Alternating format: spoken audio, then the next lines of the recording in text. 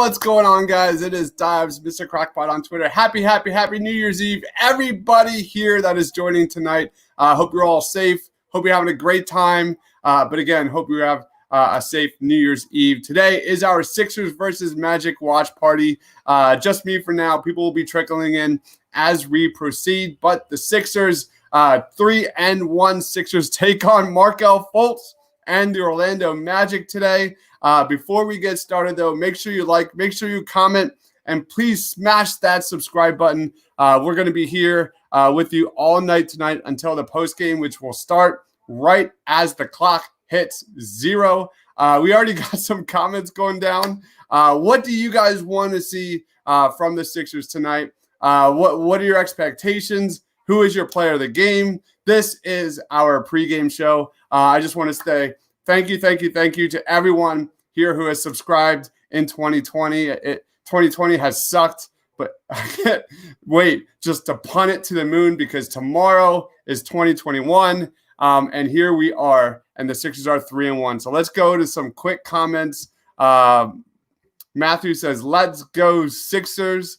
My man Marquise says, "Let's go Sixers, get the dub. End of 2020, end on a high note." Love it.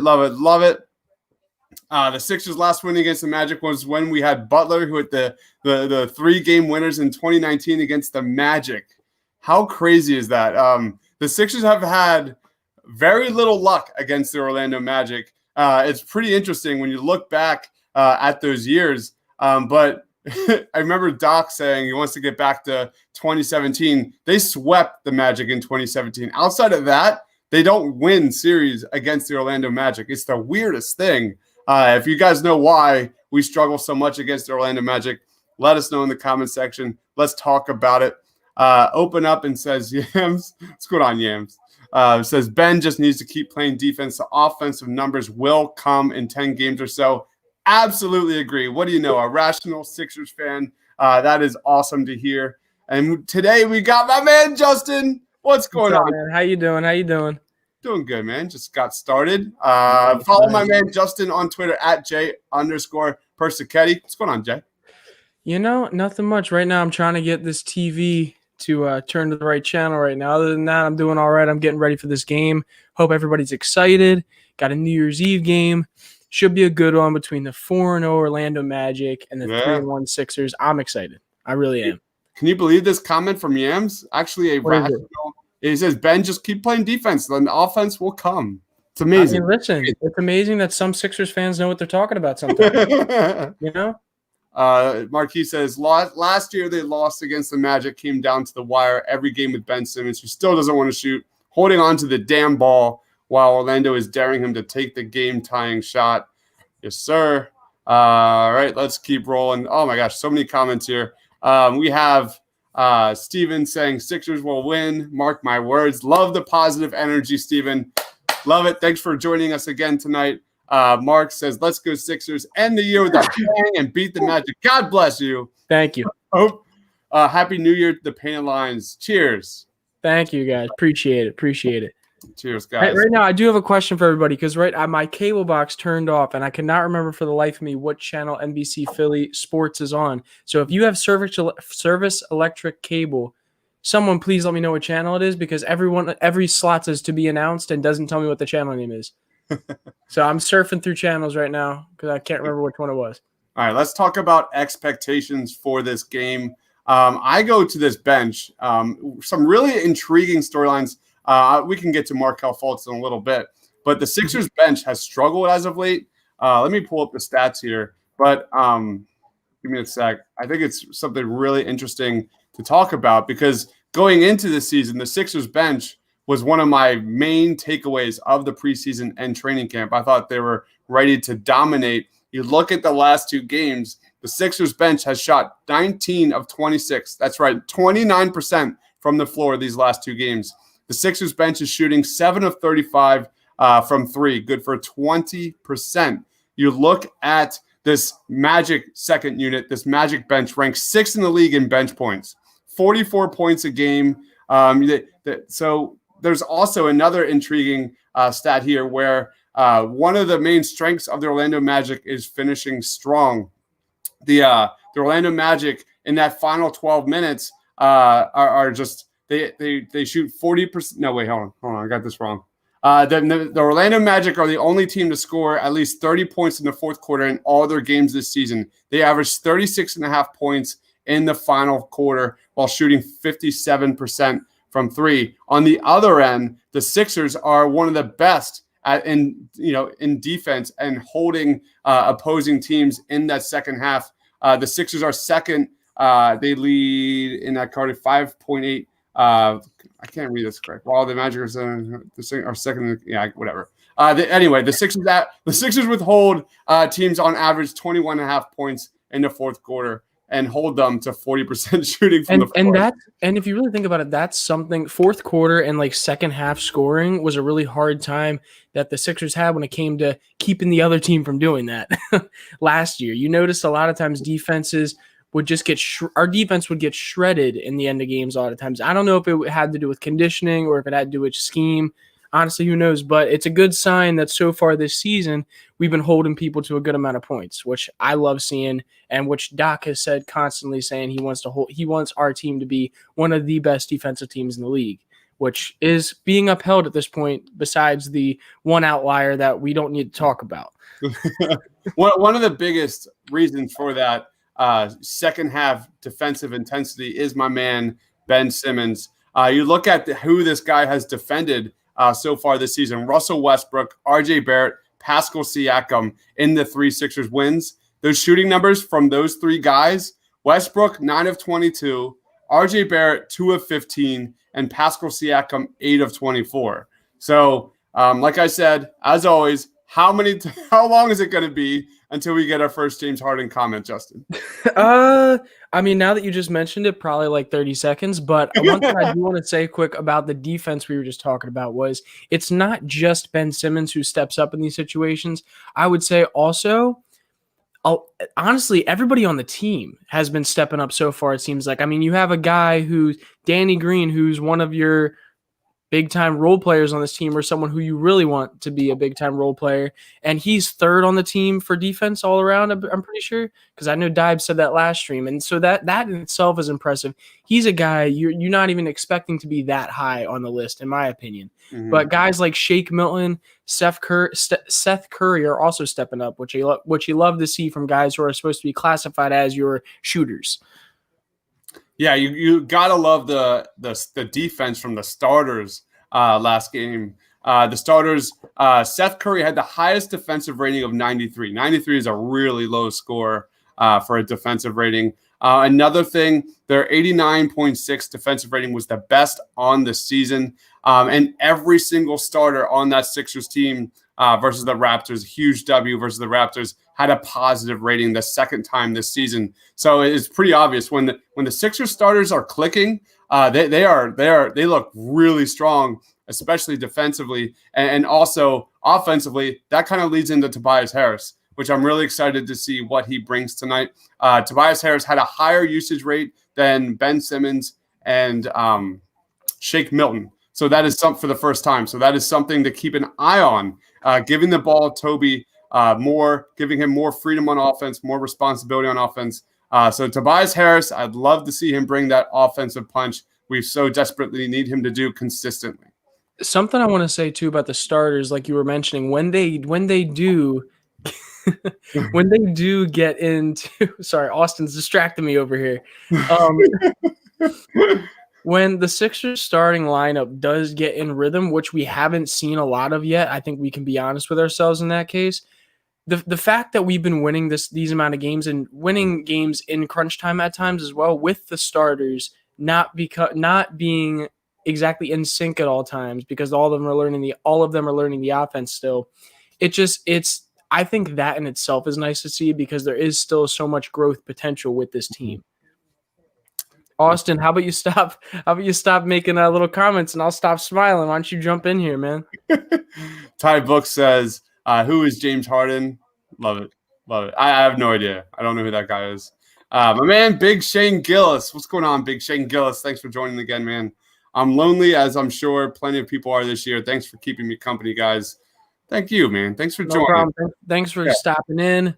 There's really, I don't know how many New Year's Eve parties there are this year. Probably not many. No. But if we're gonna have, hopefully we'll have a little New Year's Eve party ourselves with a Sixers W and Danny Green clamping down Markelle Fultz, because that would be a blast. That would be a freaking blast. Any expectations from this game, Justin? Expectations. I mean, here's the thing. Last time I had expectations that we were going to play really well and blow a team out. We lost. And mind you, obviously I want to give Orlando their credit. They are 4-0, but or 3-0. They're 4-0. 4-0. Yeah, I was right the first time. Yes, they are undefeated right now. I don't think that's going to last very long, though. I think tonight is going to be a big W. Joel Embiid versus Nikola Vucevic. That's barbecue chicken for Joel, you know. I think it's going to be interesting seeing Markelle back on the floor. I want to see him get clamped up by Shake Milton and Tyrese Maxey. I think that'd be really nice to see. Also, I mean, I don't know. Who do you think covers Markelle today? My guess would be Danny Green. Let us know in the comments section. Yeah, my guess will be Danny Green. Obviously, Embiid on Vucevic. I think Terrence Ross is out tonight. Yeah, I was just about to say that. So Terrence Ross is out. That's a huge loss for the Magic. God, Tyrese Maxey locking up Markelle Fultz. How many times did that come up during the preseason until now? We've talked a lot about how Tyrese Maxey is everything that Markelle Fultz should have been with the Sixers. Yes and no. There's a little give and take there. We talked about that a little bit. We talked about that a little bit last live stream when it came to like the comparison between Markelle and Tyrese, and we both said like that Markelle was obviously way more coveted out of college than Tyrese was when it came to offensively. Mm-hmm. So it'll be interesting to see the guy who came out of college that was very coveted defensively in Tyrese Maxey to go up against a guy that was very offensively coveted in Markelle Fultz. Yeah. So I mean, mind you, we'll see how many minutes they actually get against each other, but could be an interesting matchup to watch out for. For sure. Let's talk about Markelle Fultz. This guy is averaging 18.3 points a game, 17.81 per, nearly 6 assists per game. The stat that blows my mind, this guy's getting to the free throw line 3.8 times a game, shooting over 93% of the time. I'm honestly just truly happy for the kid. Mm-hmm. That is my take. I'm honestly truly happy. It wasn't working out in Philly. He's clearly got his head on his shoulders much better there down in Orlando. His career against the Sixers, he's played in 3 games versus the Sixers. He started 2 of them. He's averaged 11.3 points, 4 assists per game. And what did he shoot? I'm trying to see. 33% from 3. So what do you want to see or don't see from Markelle Fultz today?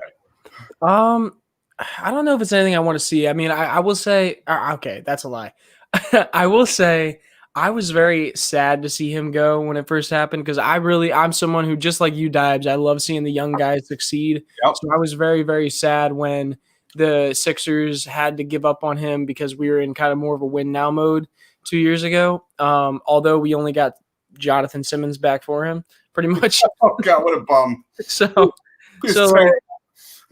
yeah. So I mean, it is sad. Although, like you just said, he was not going to succeed here when it came down to it. You need to be a little bit more mentally tough, and I just don't think he has that in him as much as we may have thought he did. And as much as he may have wanted to give off to the league and to the fan base. But I don't know. I mean, from today, for today, I want to see him obviously have a decent game. But in all reality, when it comes down to crunch time, I want to see Ben Simmons get a few steals off him. I want to see Ben Simmons block him. I think I want to see Ben Simmons give him a night to remember. All right, let's go to some more comments. Dunder Dude, what's going on, Dunder Dude? Says, what is up, everyone? Happy New Year's Eve. Happy New Year's Eve, Dunder Dude. Thanks for joining tonight, man. James Harden can't even win in Houston. Preach, Steven. Preach. What has James Harden ever won? All right. Nadir, what's going on, Nadir? Thanks for joining, dude. We don't dare to say anything about the trade anymore. Nope. Nadir Nope. kind of heard it during the Faithful Fanatics podcast. Dude, Nadir, this is all in fun. I hope you realize that. This is all fun. Who went at him in Faithful? Who went at him? Snap and Matt and Dylan. I can only imagine what Dylan was saying to him. Oh, Austin, come on, Austin. Come on, man. Austin was being a pest to me over here. Can you see those? No, we'll get to him. Hold on. Trying to catch up. Nasty Nizzle says, Dives, Justin, what's going on? What's going on, man? Thanks for joining. Happy New Year. Happy New Year. Happy freaking New Year. Mike Small, the host of the Killing Me Smalls podcast. Says, he's got to drop who that guest is. I'm not gonna lie. You got to hop on here, Mike, and drop who it is. I know who it is. Private chat. It's a doozy. It's a doozy. I won't say unless Mike says I can say, but it's a doozy. Can Dives tell me? I really want to know. That's up to Mike. Austin says, no, Justin, keep that up. I don't know what he was telling me to keep up. I'm not gonna lie. Come on, rookie. Oh man. Steven says, I do think Ben should have the ball way more than he does. That we'll see. We'll see. Like I said, the offense didn't look much better, but it definitely seemed a little bit better with at least Tobias Harris hitting shots versus the Raptors, and Ben had a less usage rate than Tobias Harris. Yeah, I was about to say, that was something I was going to just ask you. What is Ben Simmons' usage rate? Because I do feel like he's had the ball a decent amount. I just think he hasn't been aggressive when it comes to scoring as much as people may want him to be. But honestly, I think the conversation with Ben Simmons last game could be completely different if people were hitting their shots a little bit more. Yeah. Guys like Danny Green and Furkan Korkmaz who have been missing a good amount of shots. Like those guys, if they're hitting shots, Ben Simmons is getting at least 10 to 12 assists per game, in my opinion. Yeah, Ben Simmons' usage rate is 22. It's actually more than it was in last season. It's really back to what it was in 2017 and 2018. So the really good thing to see was the pace went up versus the Raptors, which is something you really want to see that really kind of molds into Ben Simmons' strengths there. We got Photography 101 joining. What's going on, man? Simmons' offense has appeared to be worse than it is, largely because he involves others so much, and the team is still finding rhythm. Justin, you nailed it. You look at the shooters the Sixers have brought on this team. Corey Gallagher is a really good follow on Twitter, and he put out some stats there of the Sixers shooting when unguarded, when given space. The Sixers are one of the worst teams in terms of hitting open shots. It is absolutely pathetic. It's funny because that's something we used to say last year the past few years, and now we have guys who are legitimate career 40% or more shooters, and we're still saying it. But that's why we break it down to the fact that it's a new offense. People are getting back into the rhythm of the season, short preseason, short training camp. It's going to happen right now. And when they find the rhythm of this offense and find when they're actually going to be open predominantly, that'll fall into place, in my opinion.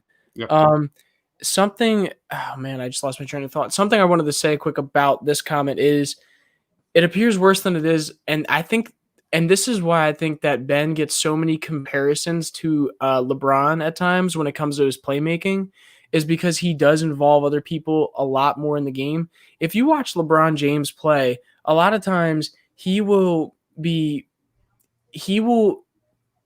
purposely not be driving into score and purposely looking to create looks for other people. And you could see all the way up until the third quarter in some games, he has 10 points with 10 assists and 8 rebounds. And you're like, okay, when's he going to turn it on? When's he going to go score? And I think that's what people are kind of looking for Ben to do, in a sense, where in those last 10 minutes of a game where LeBron might be going for 12 straight points and then to end up with 25, that's where I think people don't see Ben with that type of game right now, in my opinion, because he doesn't need to be that for this team.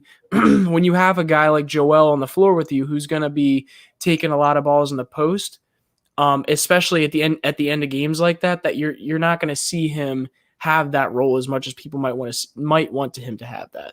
Yeah. So, well said. Could not agree more. We have Dunder Dude saying, do we do score predictions? We have not. Do we do that now or wait till right before tip-off?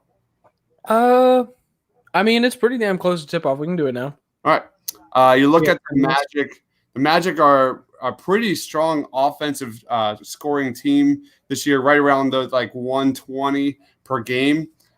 Terrence Ross is out. Let me highlight that comment. Steven nailed it. Terrence Ross is out tonight. That is one of their big-time scores. I will say Sixers are going to win tonight. Get that Orlando Magic monkey off their back. Let's go 108 Sixers, Magic 101. What about you? I think the Sixers are going to have a bigger offensive game today. Defensively, the Magic are not even close to the level that a team like the Raptors are. So I think the Sixers are going to have probably like a 115 to 120 to like a 110 maybe. I think it's going to be a pretty decent. See, he's pretty. This guy's pretty close to me right here. PTP. Oh, that's pull the pin, right? Yeah, that's pull the pin. I was like this guy. No, but yeah, that's probably around that like 120, 110. Yeah. Okay. I'm not great with score predictions, honestly. I'm good at like I feel like understanding what we're going up against and what the teams are going to look like, but I don't know what the ending score is going to be. Nobody does. Ben kind of struggles versus the Magic. In 7 games, he only averages 11 points, 7 boards, and 7 assists versus the Magic. So he definitely struggles offensively from what it seems. Those games at home? Yeah, who knows? Because the Sixers really struggle versus the Magic away. Yes, they do. Do you count this though? Like, is this an asterisk? Because there's no fans, so who knows? Who knows? Yeah, I mean, listen, it's going to be interesting. I'm honestly very excited for this game. I'm really excited to see and it's honestly not as much about the opponent or Markelle Fultz or anything like that. It's more about I'm excited to see this team progress through the year, to see how much better they can get, because we've seen them at their worst on the Cavs game when they were playing really, really bad. Mm-hmm. So and we've seen them also progressively get better, especially on the offensive end when it comes to you'll see more plays being run. And I think that's what I'm most excited about. I'm most excited to see the progression in the offense. Yeah. We have Yam saying the Magic are paper tigers. Love what it. What does that mean? I guess fake. They're 4-0, but they're not as strong as the record indicates. Who will have a better game today? Ben or Fultz? Let's go Ben. I'm gonna go Ben here. Ben's defense has been electric so far. I actually ran a poll here, and I asked the fans who will have more points tonight, Seth Curry or Markelle Fultz. And 186 votes, 65% think Seth Curry will have more points than Markelle Fultz. Were the fans right or wrong? I mean, I think it's a very good possibility. I mean, you said how many points is Markelle averaging? 18. Yeah, I think it's a very good possibility. If Seth keeps scoring that 15 to 17 range, I don't think Markelle is going to be a big piece against us today. We have so much like good perimeter defense on this team. Mm-hmm. And he obviously is no longer known for that perimeter game as he used to be in college. So I think, and you even saw during the Doc Rivers and Joel Embiid interviews and stuff like that, this team, instead of like when Brett was coaching, is a lot more focused on protecting the paint than it is protecting the perimeter. So I think Markelle's just driving it's gonna be a lot harder for him to drive to the paint and score against us. Markelle Fultz's offensive rating so far through 4 games is 110. Seth Curry is 136.2. Holy shit! So Seth Curry is he's got the clutch gene, which I like through 4 games so far this season. I like the runner. He made a big 3-pointer versus the Toronto Raptors with like a minute remaining. That was an open shot, by the way. Were you surprised that he hit it? So shocked. All right. God, thank you everyone here for the comments. Comments are rolling tonight. God. We appreciate it. We appreciate it more than you know. I love this comment. I'm knocking on wood while I say this, but I don't think there will be any need for the voices tonight, says Dunn. So basically, we're not inviting Coyle on tonight. Coyle is at a New Year's Eve party, so that, for better or worse, it could be fun or bad. Mostly bad. All right. Danny Green and Seth Curry need to knock down open shots, 100% Marquise. The shots, that's the one positive that I'm not getting. I'm not hitting the panic button just yet. Yep. Which also, that's another poll I did here. Let me find it real quick. After 4 games, how would you grade the Sixers' overall performance? 70% of the fans in 415 votes graded the Sixers in A, excuse me, an A or a B. So there are some fans that are liking what they're seeing, even though the offense has been sluggish and sloppy at times, and the turnovers. But that is as expected. New coach, new scheme, new supporting roles, players, all of the above. Big Shane Gillis says some recruits just aren't designed, set up to succeed immediately on a contender and fit much better in smaller markets. Yeah, well said. Well said. Pull the Pin Pocket says Orlando was the perfect spot for him. Oh my gosh, we have so many comments. These are great. Something I want to say real quick. TJ Warren, the forward for the Pacers, has gone down with a. Oh no. Sorry. He got done surgery for repairing a stress fracture in his left foot. So it says he will be out indefinitely. So being that the Pacers are supposed to be one of the top 8 teams in the East, how much do you think that affects their team right there? Major. I mean, talk about, isn't he's one of the biggest Sixers killers there are, right? I would say so. Him, Dinwiddie, and probably what's another one? Who's another Sixers killer? Dinwiddie, him, and like I don't know, Kemba. Kemba. Trae Young. I mean, TJ Warren looks like Michael Jordan out there every time he laces them up for the Sixers. It's crazy. So that's major because, I mean, that's what we're doing here, man. We're trying to project the Sixers and how they're going to look come playoff time. And that's why I say everyone just needs to pump the brakes and let the team figure out, mainly Ben and Joel, the pick and roll on offense. Just give it time. Let the new supporting cast find their role. Let the second unit find their roles with Shake being on and off ball. I really think they're setting up Shake for that starting lineup eventually down the road. I think that's in the works. You look at his stats with Ben Simmons. They are terrific. So I was someone that has said I like Shake Milton as a 6th man and being, solidifying the offense of that second unit. But I think what you're going to start seeing just a kind of looking down the road type of thing, like 2, 3, maybe a month or 2 from now, is I do think Shake in that playoffs will be a starter eventually, especially from what we've seen from him defensively. Something I want to talk about as well with the Sixers and like where they're going to end up in that playoff seeding. Obviously, we're saying they're going to be in the playoffs, and that's not a bold take, but I was knocking on wood anyway, just in case. Something that I really love to see with this team is some teams that some good teams, when they're getting buckets offensively, it seems like they're hard buckets, if it makes sense. They're hard shots. It's hard for them to get a shot off or get open, stuff like that. One thing I'm loving to see, even with the offense like not being honestly great at all yet, is that we're getting open shots relatively easy.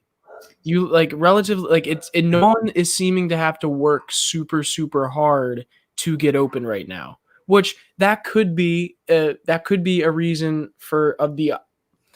that could be from the offense not being really a concrete thing yet. So defenses are having a hard time guarding it right now, or it could be the fact that our team is just good.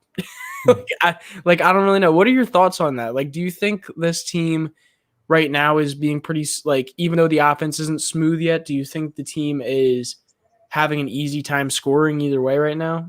Or easy getting open, I should say. There's a lot to like, which I don't know why people are kind of not. I think the poll itself spoke that the majority are somewhat happy with the product they are seeing. I see Joel getting easy buckets. There was that one play against the Raptors where Ben threw the ball to Joel, and he was literally under the rim. How many times do we see that last year? None. Yeah, and actually, to touch on that really quick, Doc Rivers actually said in his press conference the other day that Ben said to him that he's not used to that. Like, it was almost like he missed a shot when he was that close, I guess, one time in the game. And like Joel said, he was honestly just surprised on how close he was to the rim.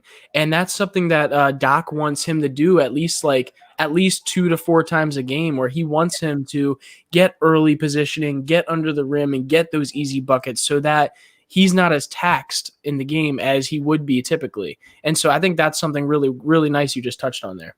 I like what I'm seeing offensively. Not the points aren't there, but I think the shots they're getting are good shots. So the ball movement, all that is better, I think, and the shots will fall. I think Danny Green, Seth Curry, Shake Milton, all those guys. I think, what is Mike Scott their best shooter right now? I don't even know, but it has been really bad these last few games, and I think eventually you'll see these shooters' percentages come back to the mean. It's just been pretty bad, and that's the biggest thing. And the fact that they're getting open shots is way more important than them not hitting it. So were you any bit surprised?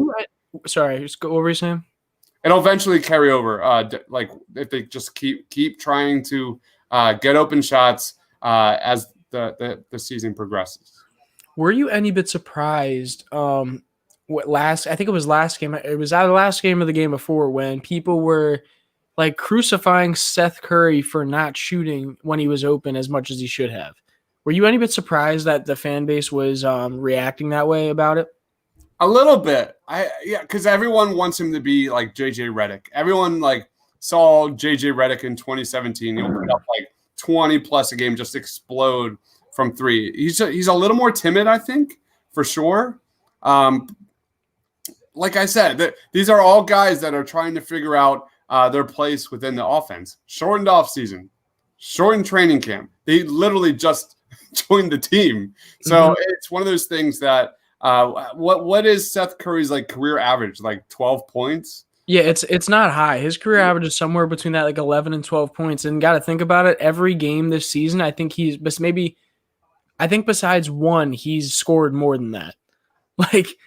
People have to remember this was a guy who has been coming off the bench and was in the G League and was not coveted coming out of the draft. He went undrafted. This isn't a guy who's used to in the NBA pulling up for 15, 17 times. That's not his game.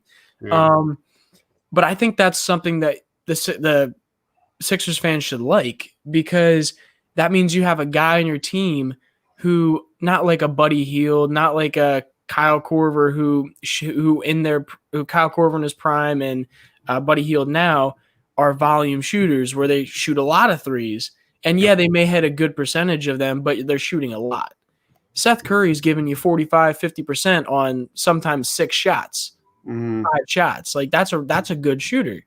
Mind you, I agree with some people where I think there's certain moments where he definitely could get some more shots off. But like Dibes just said, I think he's still trying to get in tune with the offense, make sure he's not being too aggressive, because he does have guys that are very high percentage options, especially close to the basket, like Joel, like Ben, like Tobias. He's got other guys around him. He's not in the succession of first, second, third, fourth scorer. Maybe he is. He's scoring 17 points a game. So I would probably say he's probably, what do you think? The fourth scorer probably for us? He's averaging 13.8 points a game. You look at JJ Redick in 2017, 2018, averaged 17, 18 points a game, roughly around 7 to 8 attempts per game. Seth Curry's taking 5 attempts per game. They're just different players. Yeah, and I will say it needs to be tempered a little bit. Yeah, and I will say Seth JJ was averaging close to 20 points on a team where he was taking pretty much all threes, where Seth is given a little bit more freedom to drive and hit some floaters. So it's a little bit Like we've been saying, they have different games, and we've been saying that all season and before the season. As soon as we got Seth, yes, we want him to be able to run that dribble handoff with Joel, but we also have to remember they are different players altogether. All right, let's go to some comments. Steven says, "Why do you think Ben plays so passive? And why is he not on a short leash? He literally can do anything he wants and not get benched." No, he says why is he on a short leash? Why is he on a short leash? He can literally do anything he wants. I think there's been several instances where Doc Rivers has pulled him aside, like, "Why the F aren't you going to the rim?" So he is being called out on it, which is half the battle, I think. I think something you notice with that, he gets called out on it, and he does change the behavior. Like you saw, I cannot remember what game it was now. Like there's been enough games now where things are blending together for me. But you saw in one of the games, and Doc Rivers said it in his press conference, that Doc told him to be more aggressive, and you saw certain times where he would be more aggressive driving to the basket. Just some of them weren't going in or like whatever, but he has been more aggressive at times. Yeah, the stat that is everything for Ben Simmons moving forward is last year he averaged 5.2 free throw attempts. This year, 7.3. So that is something that has so many implications and trickle-down effects on the Sixers team. Thunder Dude says, trading Ben will result in a big L. Hell yeah, man. I don't even want to talk about the idea of trading Ben. It just doesn't make any sense. Like, if you're going to sit there and trade away a defensive player of the year candidate, a guy who has basically a walking triple-double if he's any bit aggressive, like, and he's 24 years old. Like, if you think that that's a good idea, I don't understand you. I really don't. Yep. Marky215 says, "What's good, everybody? Happy New Year's Eve. Thanks for joining again, Marky215, one of our regulars." Marquis says, "Happy New Year," and everyone else.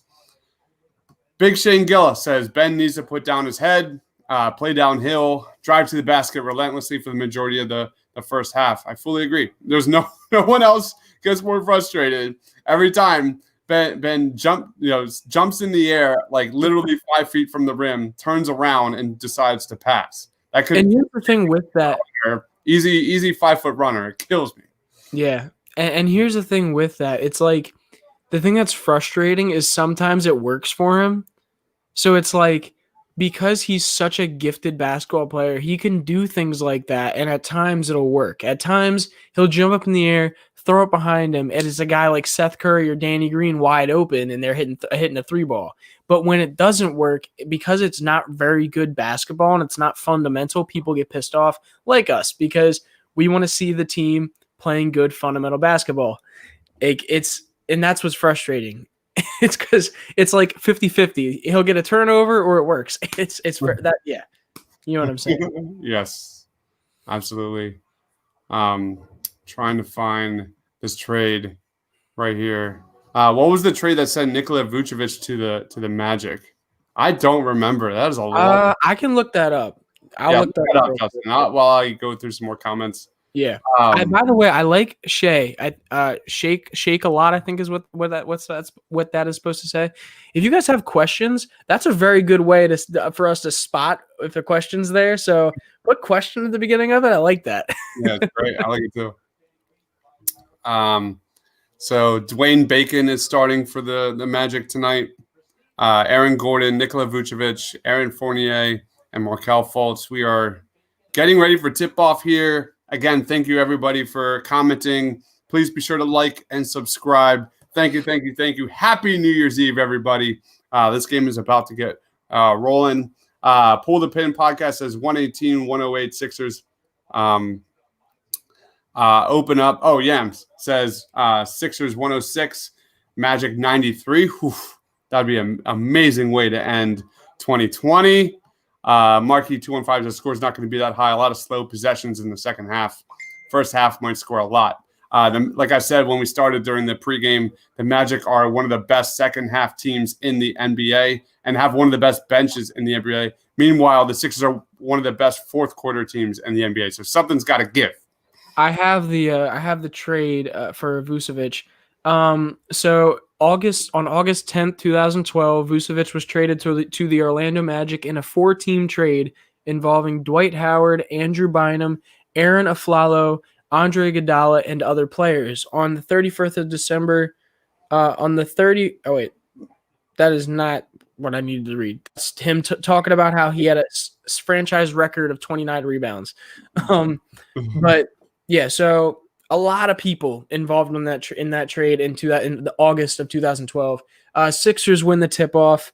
Here we go. Hoping for a good game. We'll see what happens.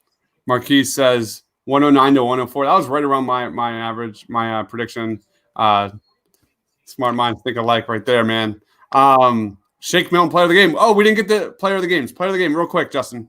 Player of the game, I'm gonna say Ben. I'm gonna say Ben.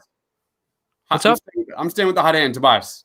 Okay, I'm gonna say Ben just because I think he's gonna be aggressive. I think Doc has been telling him to keep staying aggressive. Plus, they don't really have a guy who can guard him with Jonathan Isaac not being able to play right now. So, all right, we got Ben with it's like death taxes and a Ben drive to the rim right after tip off. Yeah, I love that play. I don't know why they don't do it every time. Can we just tip off every single possession? Yeah, I don't think the players would like that very much. and I think the Celtics would win a lot more games if that was the case.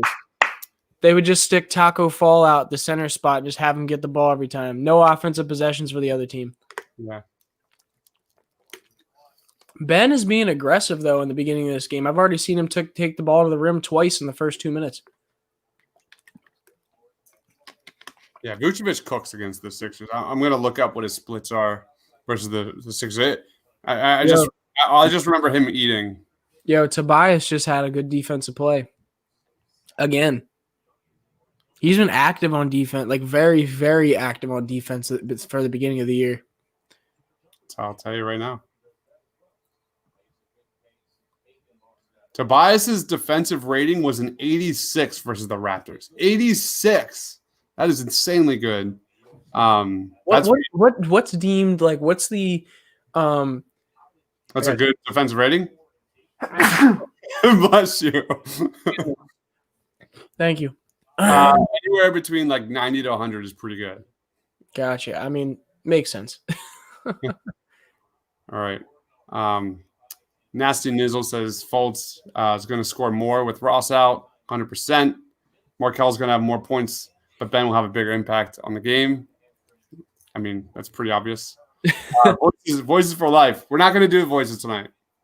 Unless Coyle was at a New Year's Eve party and gets bored. There's a good chance that it's kind of like boring and because of COVID and stuff that he calls in and we'll see what happens. Yo, I love watching Seth Curry play basketball. Like oh my God, Tobias, come on, man. I love watching Seth play basketball. He's one of my favorite guys to watch on this team because he's so thought out with his movements. Like he something we've seen with the Sixers since JJ has left is there's not really another guy. Hasn't been another guy. Something we've seen since JJ has left is there hasn't been another guy besides maybe Furkan at times that's able to like fake a lot and like get to where he wants to get to with the ball. Seth is very good at that. Yeah. Yeah, he's kind of smooth. Mm-hmm. He plays at his own pace. Look at this. Big Shane says, do you have any goals, plans, or resolutions heading into 2021? I have how old is she? 17 months now? I think that's when you say she's 1 year and 5 months old. Year and 5 months, yeah. So I've got a daughter. So honestly, it's just to be the best dad ever, and eventually teach her basketball. That is like everything. You gotta teach her to pitch too. What's that? Oh no! Oh my God, no! Please don't. Please be okay. Oh geez, who got hurt? Toby's on the ground. God. Oh, he's up. At least he's I don't know what happened, but he's hobbling. I didn't even see what happened. Curry for 3. He's not okay. They're showing it. Oh wait, no, that's just highlights of Joel. Seth Curry's got it going on here in the first quarter. I'm wondering if they're gonna take Toby out or if he's staying in this game because I don't know what that was. I hope they replay it because he's staying in. That's good. Yeah, I think maybe he just had to walk it off. I don't know because I expected to see him go back to the bench, but because it looked like he was really slow to get up for the defensive end. Pull the Pin podcast says, Chris, that's exactly what I think they're doing with Shake as well. That's about prepping Shake for the starting lineup down the road. Again, so many comments here. For the sake of Cap. Oh! Ben Simmons 3. Ben Simmons 3 from the corner, and he hits it. Get out of here. Yo, confident too. Get out of here. It was a he was right. You're right, man. I swear to God, he was walking in transition. Dwight Howard was very happy just then. Oh my God. You love to see it. You love to see it. Ben Simmons being aggressive 3. Toby in with the slam. Hold me back, fam. Hold me back, fam. Let's go, Ben. You love to see it. Maybe the fans will get off his back for a little bit, quoting Mark Zumoff. Maybe they'll finally leave him alone after that one. That's great. Ooh, spin move jam by Tobias Harris. Oh my God. See, here's the thing. Having Dwight Howard on this team with the energy he comes with is just amazing to me. The energy he has on that bench is something we have not had before. Ben just hit a 3. Man, yeah. I'm excited to see where the James Harden comments come in. Oh yeah, 3. Oh yeah. So Ben Simmons. Dwight by the way, I love Dwight on this bench. Like Dwight is one of the most vocal people you see every time during the breaks and the timeouts, and just him just rooting for the team. I love Dwight. Yeah, look at this. Is that it? Is that true? I mean, from every 3 I've seen him take has been a make. Well, what's the least amount of attempts he needs to make? It's probably like 100. It's probably like 50 or something like that. I don't know. Because you imagine like Ben going into the history books, 100% 3. Well, this is what we're trying to say is like every legitimate 3-pointer we've seen him take has been good. It's not like he's dude. This team has some flow right now. They have some flow, and Seth Curry's getting wide open from 3, and I love it. By the way, Markelle Fultz just bricked the 3. Oh no, I saw that one. It looked the release looked amazing, didn't it? Like I said, people like panic. Oh God, Seth Curry is the story of this first quarter. After the Ben Simmons 3, it's the Seth Curry show right now. Sixers up 19-12.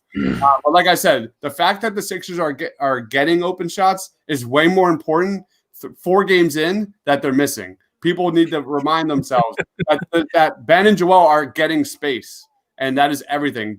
Joel's getting the ball down low next to the rim. That's way more important than panicking and hitting the panic button and trading for James Harden. It's happening. So obviously you're not trading for James Harden. What is going on here? No. No, but I agree with you, Dibs. It's like that's something we've been talking about a lot with this team. Is even on a double team where if Joel's in the post and a double's coming, Doc Rivers said it best in the beginning of the year. I quoted it, put it on my Twitter. Let them come double him. Because we have guys that are 40 to 45% from 3-point shooters on the outside of Joel and Ben now. Let them come. Exactly. And Doc said, I dare you. He did. He said it himself. He said, I dare you. We got guys like Seth, Shake, and he did say Furkan. I know people may not want to hear that right now. Furkan, I don't think Furkan's hit more than like 2 threes so far this season. But yeah, like that you see how big of a difference that makes for this team. And I think that's more than anything. I think that's what a lot of people are excited about. By the way, if you're just joining in this commercial break, we saw the Ben Simmons 3. We're super excited about it as well as you are. Let's go, Ben. Do me proud, baby. Let's go. We have Scotty Lane saying, I'm fired up. I'm fired up. Let's go, Sixers. Absolutely terrific. Great start so far. The Sixers are up 19-12 halfway through the first quarter. Spacing looks terrific right now. Mm-hmm. Seth Curry, terrific right now. Lot to like. John Dude says, it's beauty. Marky215 says, it's lit, y'all. Coil, the voices, says, we have the voice of the people, and then we have Coil the voice. Yep. He said, Fultz shot looks so bad. My goodness. Scotty Lane says, offense looking awesome. I'm not going to lie. I'm hyped as fuck right now. Seth Curry was such a good pickup. Like I said, guys, people panicking about the shooters the Sixers brought in not hitting shots. It's going to happen. It's going to happen. Just give it time. Just give it time. By the way, let's comment of the day right there. Comment of the night so far. Boom. Thank you, John. Something that should be talked about is Seth Curry right now is shooting 50% from the field for us and 45% from three. Yes. On 13 points per game. Like, and those points per game are going to go up. And I think I talked about that when we did a preview of him before the season started, that he's going to be averaging probably around that like 15 to 17 points per game. Like right here, the next play you see out of the commercial break, Joel Embiid gets it on the post. If we don't have the amount of shooting that we do now, people like if we have Josh Richardson next to him instead of Danny Green right there, people are going to drop down to double team Joel right there instead of just letting him go right at Vucevic. Yeah, I love those one-on-ones for Joel and for Ben are going to make such a difference for this team. Oh my God, everybody's hitting right now. Everybody's hitting right now. Toby. Oh, everyone's hitting. For real? I just saw the Embiid bucket, and now I think Vucevic. No, someone else missed a shot. Fournier missed a shot. Yeah. Toby transition 3. Bang! Let's go, guys. Sixers are dominating, up 10 against the Magic. 5:40 remaining in the first quarter, baby. This is I'm going to say it, this is the best the offense has looked all year so far. Yeah, I mean, we have to preface that with saying we haven't been missing a lot of shots. Like it's not like we're just like I don't know how to say it. I try not to get too excited when we're hitting everything because like they have missed. Like I said, that eventually the Sixers will fall back to the mean. Exactly. And start hitting shots. I said that during our pregame show. The Sixers are among like literally bottom of the league, within 4 to 5 feet of shots, not guarded. It's happening tonight, and you're seeing guys shot after shot after shot from the Sixers with wide open looks. Love to see it. Real quick, how many points does Seth Curry have right now? Seth Curry has 8 points in 6 minutes. They gotta move this bet around because I have Seth Curry. There's a bet on FanDuel that I think it's actually no, I might be mistaken by saying FanDuel. I don't remember what the app is right now, but I have a bet going. It's Seth Curry 10+ points, Sixers win. And the 10+ points, I'm like, that's an easy bet in my opinion. Oh my God, let's go. What happened? The Joel slam dunk. Oh my God, just destroyed. Literally just took Vucevic's soul. That was but that's the difference of this team. There's a Seth Curry on the outside now that he's not getting doubled and he can do things more often like that. That is what's beautiful about having the amount of spacing we do this year. One of the best sequences of the year just went down right now. Embiid poster dunk over Vucevic, and then Tobias Harris with great defense and forcing the turnover. Let's go, Sixers. Let's go, baby. Here we come. Agreed. See, here's my thing. I also is Joel Embiid even going to have a double-double tonight? No, you don't want to see me in a bikini, man. Nobody wants that. I'm not gonna lie. Thiago's a good-looking motherfucker. He's a handsome dude. But maybe you want to see him in a bikini. Not me, but not myself. Is Thiago gonna be on here for post game today? Not tonight. He's got plans tonight. But he said it'll be. Are we doing a Saturday stream? I'm not sure. but he said he definitely would be joining on that one. Who do they play this weekend? Charlotte. Ooh, LaMelo. Yep. Ooh. Embiid with the facial. Dunder Dude says we may not see the bench until the second. Sixers best team, 96 Shake's in the game, by the way, playing with the starters right now. They took Danny Green out. Shake is in. Told you, Shake will eventually start. His defense has been terrific. He has looked really good with Ben Simmons this year on the court. That is, and I mean, he looked good last year with Ben too on the court. That's why we wanted him in the starting lineup so bad, because we thought he'd be able to either run really good 2-guard next to him or just run good point guard with him. I'm gonna text Tiago right now. He's getting some loving right now. Tiago is a beautiful man. You guys are not wrong. Tiago is a beautiful man. Oh my God, Joel, go to work. He missed it. You know how old Tiago is? How old would you guess Tiago is? Sorry to blow up your spot, Tiago. Evan Fournier heading to the locker room holding his lower back, it appears. Tobias with the quick decision is I'm liking it. Okay, I'm not gonna say what he did, but just because I don't want to spoil it for you. But it was a nice little thing he did just now. I will say the Sixers. This is the most points I've seen them score in a quarter so far. Actually, no, they scored 40 points they scored 40 points in the fourth quarter the other day. I got you. Yep, they scored 40 points during the season opener. They scored 40 points in the fourth quarter. Yeah, so far we have 31 in the first quarter, and there's 3 minutes left. And Shake gets an open 3. This is what I love. Let's fucking go, man. You get to pass it to a Seth Curry, so they all flock to him.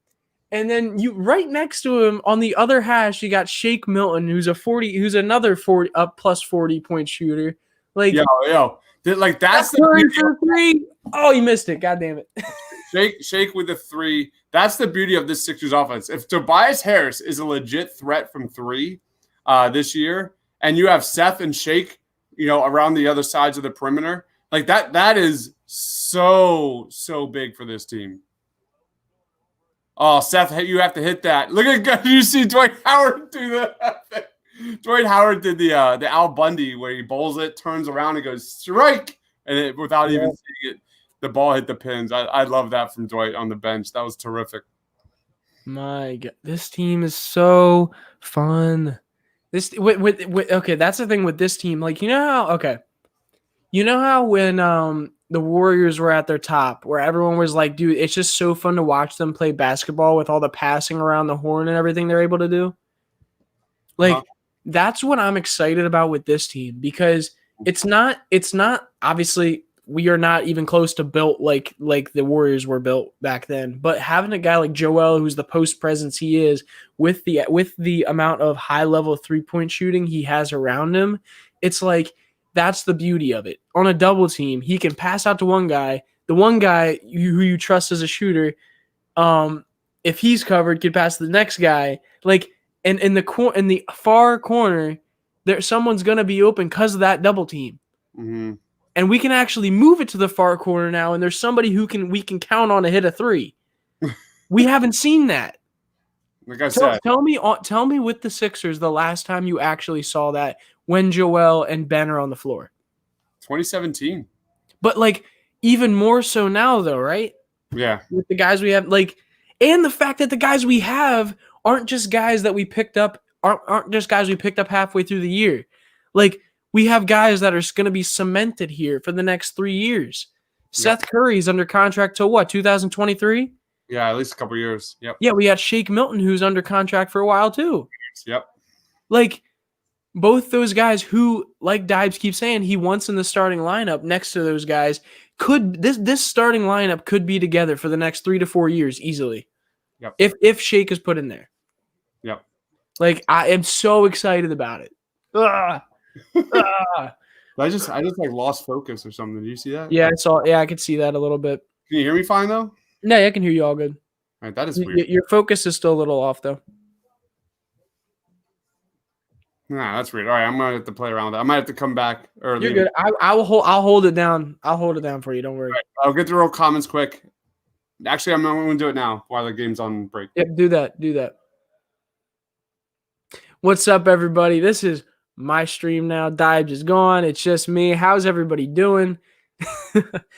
Yeah, and Nasty Nizzle, this is a great comment. Shake Milton on a cheap contract too, one of the best in the league value-wise. I agree, and that's something we talked a lot about during the offseason, is Shake Milton has the possibility of being a really great asset for this team, not only because of the points he's able to score and the value he gives off the bench, but also the value of his contract. And I think that's something everyone's very excited with the Sixers, that I think he's under contract for the next 3 years as well, at around like $1 million, $2 million, because we signed him out of our G League system. And I think he was in the reserves, if I'm remembering correctly, last year before Simmons and Embiid went down for that little bit of time. What's up? Shake's not an unrestricted free agent until 2023. Yeah. The dude makes $1 million. Yep. That's a great. I almost feel bad for him. I'm not gonna lie. I really do, because he's gonna have, in the next like 3 years, he's gonna have such a big role on this team, especially if at the end of the season we don't end up signing Danny Green back, which I don't think we're going to, unless he all of a sudden just plays really well and wants to stay here. Like, it's just something. Oh, come on, Mike. If we had a good. If that power forward spot was a little bit better on the bench wise, like this team. That's really the weak spot of the Sixers. I wish they had. I know there's a lot of Paul Reed fans here, but I'm not a believer in Paul Reed. But if they had a young stretch four to develop, I would be so in love with this squad. I'm not gonna. I'm mind you, I don't think Paul Reed's ever gonna be some guy who, on short amount of shots, is going to be insane from three, because and that's what he would be for this team. So I don't think he's the guy for that spot. But I really think there's a good shot that we make a trade at some point this season to bolster that power forward spot, because we do have some pieces that we could trade. Especially we have some depth at the guard and / forward position that we could get rid of some guys to bring in a little bit of a better bench power forward. I wonder who a guy like that would be, though, because like my first thought is PJ Tucker, just because I think he'd be perfect on this team. But I don't know. What do you think? I don't know. To be honest, all right. I don't know anything about PJ Tucker, to be honest. I don't really. Okay, well, PJ Tucker is basically, in my opinion, what this team has been needing and their power forward spot for the past 3 years. He's got the stretch capability, but he's also a good defender, and he's versatile defender as well. He can play that stretch. He could play that small ball 5 role extremely well, and that's what he was doing for the Rockets a lot in the past 2 years, or past 3 years, really. So that's my thing with him, is he's just like, if you want a guy that can run with Ben Simmons when you don't have Joel on the floor, that's like a perfect guy for me. Oh, Matisse. And he missed it. Damn it. But anyway, we don't have to talk about that right now. This team's playing really well how it is. An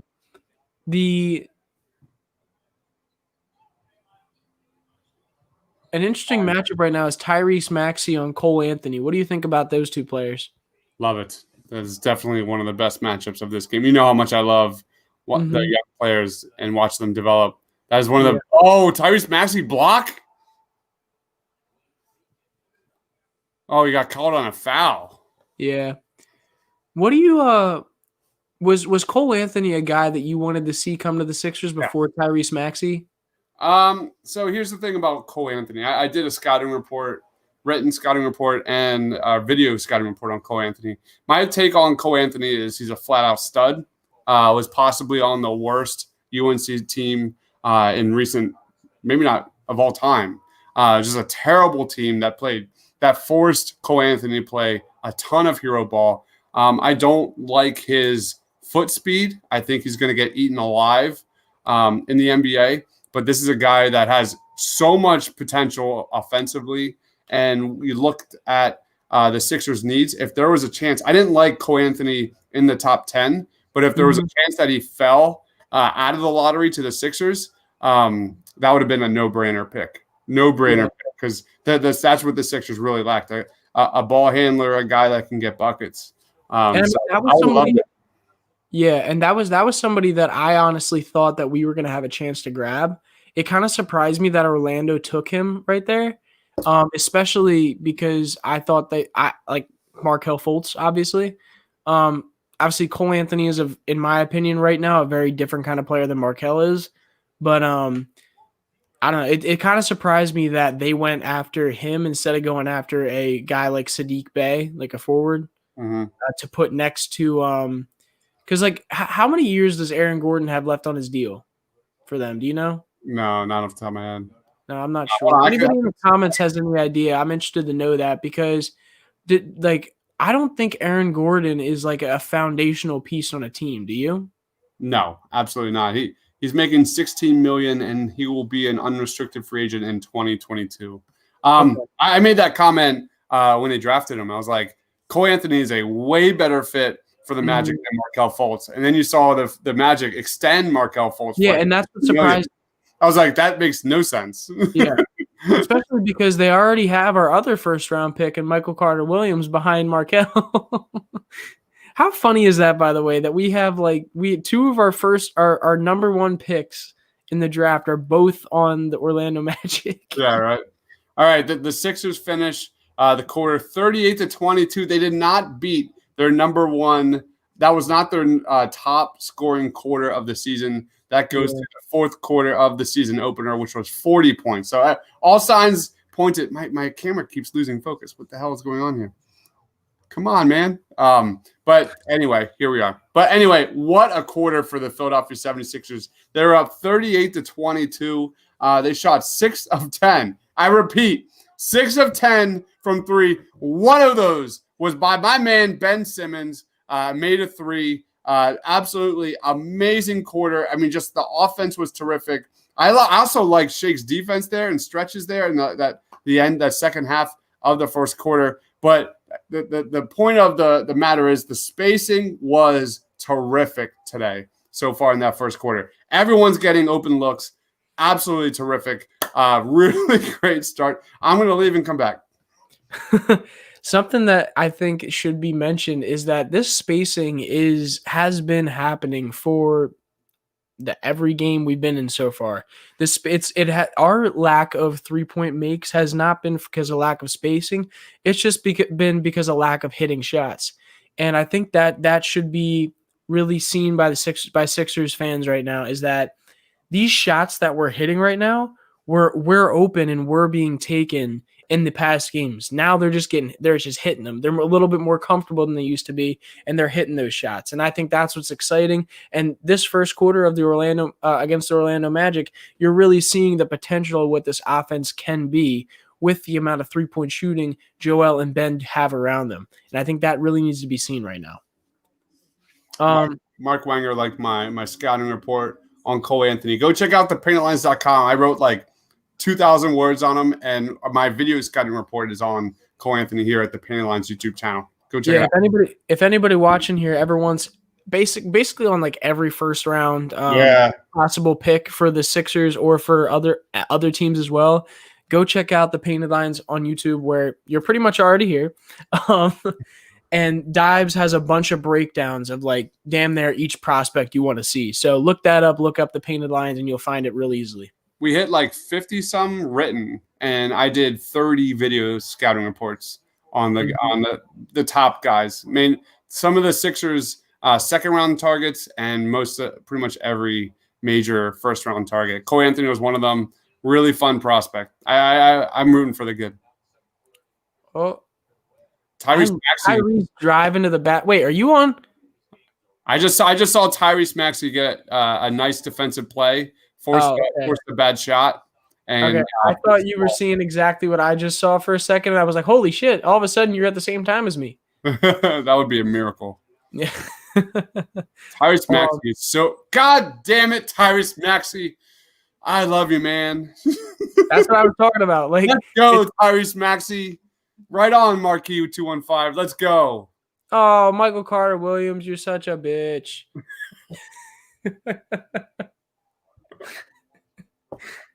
I'll watch him be like actually like hurt. Watch him be like actually hurt right now, and I sound like an ass. He probably got hit in the nuts. Oh yeah, he did. This is like. That's a nut shot. Yeah, definitely. Doc's looking at the camera, like looking at the refs, like what the hell? Like really? I just am so in love with the Shake Milton, Tyrese Maxey backcourt. It is like so great. I could watch this all day long. I could watch the Maxey Milton backcourt all day. I covered the Blue Coats the last 2 years, and I love watching these kind of players, like young guys develop and play. And like now that we don't have G League basketball. Like which really makes me sad, by the way. Like I'm actually super sad about that. Like they go with a major drive. God damn it. Sixers are looking so good tonight. I'm like gushing. I'm gushing, guys. My cheeks are red. And the nice thing is also like it's like our bench is no longer just a bunch of young guys that we're trying to develop. Like we have a legit like Hall of Fame center that can sit down in the paint and they can trust him behind them for defensively and just on the court in general. Like it's just that's one thing you notice about this team as well that's exciting is that it's not just having those two young guards that can play their asses off, but it's also having that old center down there that can show them the ropes in a way. Sixers are up 22 points. Tyresasaurus Max, that might be the bet. That's definitely better than MaxiPad. I don't know. I'm gonna go on record and say I'm a fan, more of a fan of this, like to the max or like I don't know. I love it. Like I have a strong feeling it's gonna be like Tyrese the Max, the Max Maxi or something like that. Like or like maximum effort Maxi. Yeah. He says, I want to know what the first step sprint speed of Tyrese Maxey is. Absolutely nailed it. That guy has such a good first step. It is insane. Which I did a Tyrese Maxey video scouting report like well before the Sixers took him at 21. So if you want to go see that one, that's here at the Painted Lines YouTube channel. And I broke down his strengths, and that was my number one strength was his first step. And you can see it all there. Bench looking good.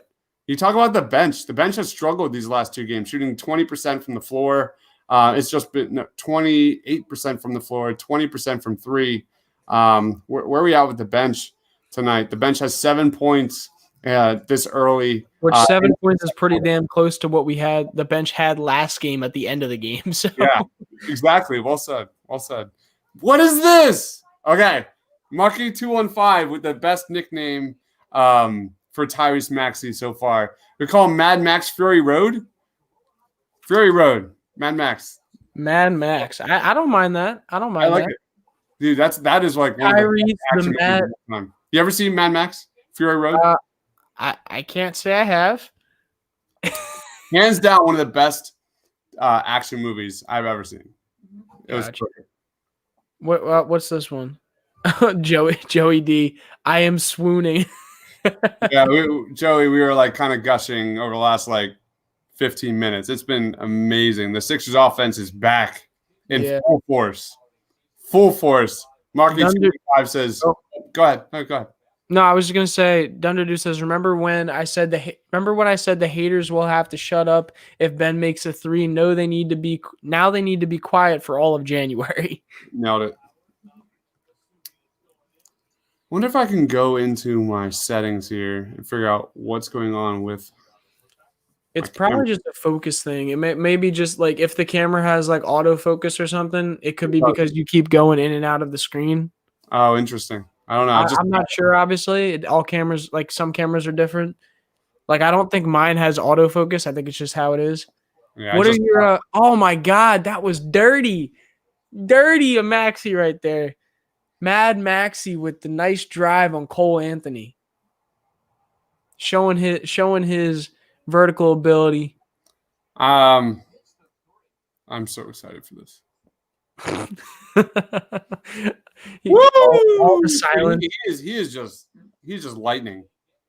Dude, he just gets to the rim so fast and so easily. Well, one thing I'll say, he's also going up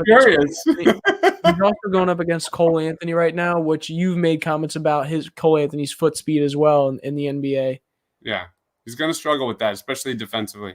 Shake from the city. Cole Anthony, as good as he is, you look at his tape, he struggled to get separation against really bad defenders, like me. So that was just one thing that really stood out. But I do think he has a lot of potential, a lot of growth. Shake Milton just nails another one. So this is amazing.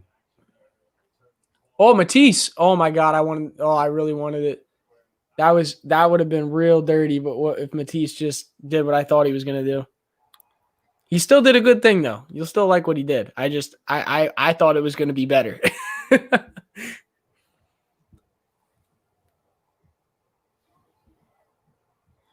Oh, he wanted to dunk so bad. Oh, I wanted him to do it. He wanted to dunk so bad. He lost the ball a little bit in the air. Once you see the replay before he shoots his free throws, you'll see when he goes up with it, he bobbles it a little bit and has to lay it up. But if he doesn't bobble that, that's a dunk. Mad Max, welcome to the Thunderdome. I love it.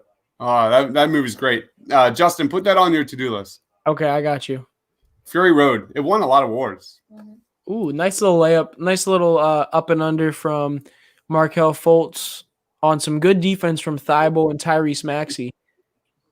What up, Joey? What's up, fellas? I am on location in an undisclosed location right now, and I'm just so happy watching this game that I had to. This is real life, dude. The Sixers' offense, the spacing, the shooting, everything seems to be clicking. What's your take so far? I mean, everything looks great. I mean, I don't expect them to shoot 60% from three the entire year, but I mean, Joel Embiid with spacing obviously works, and we're seeing it right now. Yep. I also like Tyrese Maxey in these minutes right now. He's had some pretty nice finishes at the rim. Yeah. What's nice to see too with that is seeing him go against a guy from his draft class like Cole Anthony, who was drafted around the same place as he was too. And I'll tell you what, this is one of those matchups that Kentucky's coach, I cannot remember his name for the life of me right in this second. Calipari? I just couldn't. Oh, Matisse for three. Yeah, Coach Cal, right? Yeah. But this is one of those teams that he's probably like, why did you not take my guy right here? Like, yo, did you guys know Michael Carter Williams is 29 years old? Is he really? Yeah. No, he's not. He's 29 years old. He's old. Is that Matisse's first three of the season? It's his first made three, not his first take. Yeah, made three, I meant. Yeah.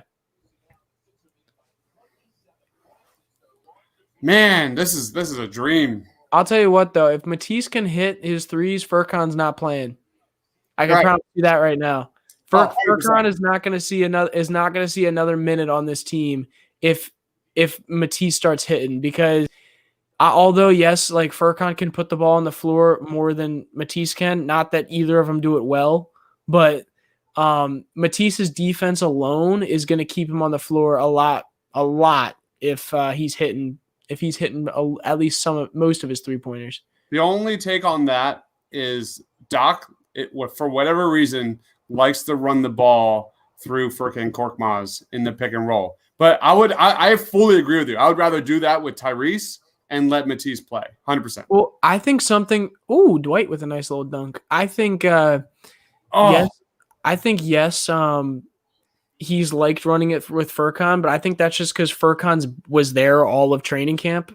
Like if no one remembers, Tyrese wasn't there for the first week and a half, almost week and a half of training camp because he had COVID and was stuck in LA because of it. Oh my God, Tease is hitting. Tease is hitting. Can we talk? Did you guys talk about the amount of blowouts that have been going on in the league right now? No, not at all. Is it? Am I the only one that's just absolutely insane too? I mean, I get the short turnaround sort of has teams out of sync, but the rate at which like these margins have been insane. I will say though, I think a lot of the matchups have been like just not good teams versus good teams lately. Like, so, I mean, sure, there have been some outliers where some teams that are supposed to be good just get completely their shit wrecked. But I feel like there's been a lot of matchups where, like, for instance, in like national TV matchups where you got teams like the Pelicans or Golden State who are like not as good as what people probably think they're going to be this year. Why, either because of injuries or because of having young players on the team. Like Golden State got their ass kicked on Christmas. And I mean, personally, I expected that, but I think the league is really hoping that Steph Curry can honestly just carry that team like a James Harden or Dame Lillard. Yeah. I mean, I was a little frustrated with it at first because obviously no one likes to see the Warriors like this, but I'll give the NBA a little bit of slack because they probably came in when they made the schedule, they probably came in expecting, it's going to be Steph and Clay again. It's going to be the Steph and Clay show again. And Draymond is going to, hopefully have a somewhat of a comeback season. And then, of course, Clay tears his Achilles and Draymond is out for the first, week or two. So it looks bad now, but I'm sure when they were coming up with the schedule, it looked like a bright idea. So I understand it, but it's a bad look right now, obviously. And I agree with that. I want to do a quick score check. The Sixers are winning 59-27 halfway through the second quarter. It looks absolutely terrific. The bench has over 3 times as many points as they did versus the Orlando Magic. Hold on. Damn it.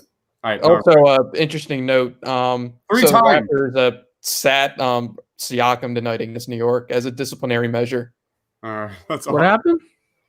I guess it's because he exited the floor early the other day against in the Sixers game. Oh, all right. Ooh, okay. Because I wonder why. Bad night. Who defended Pascal Siakam? Do we know?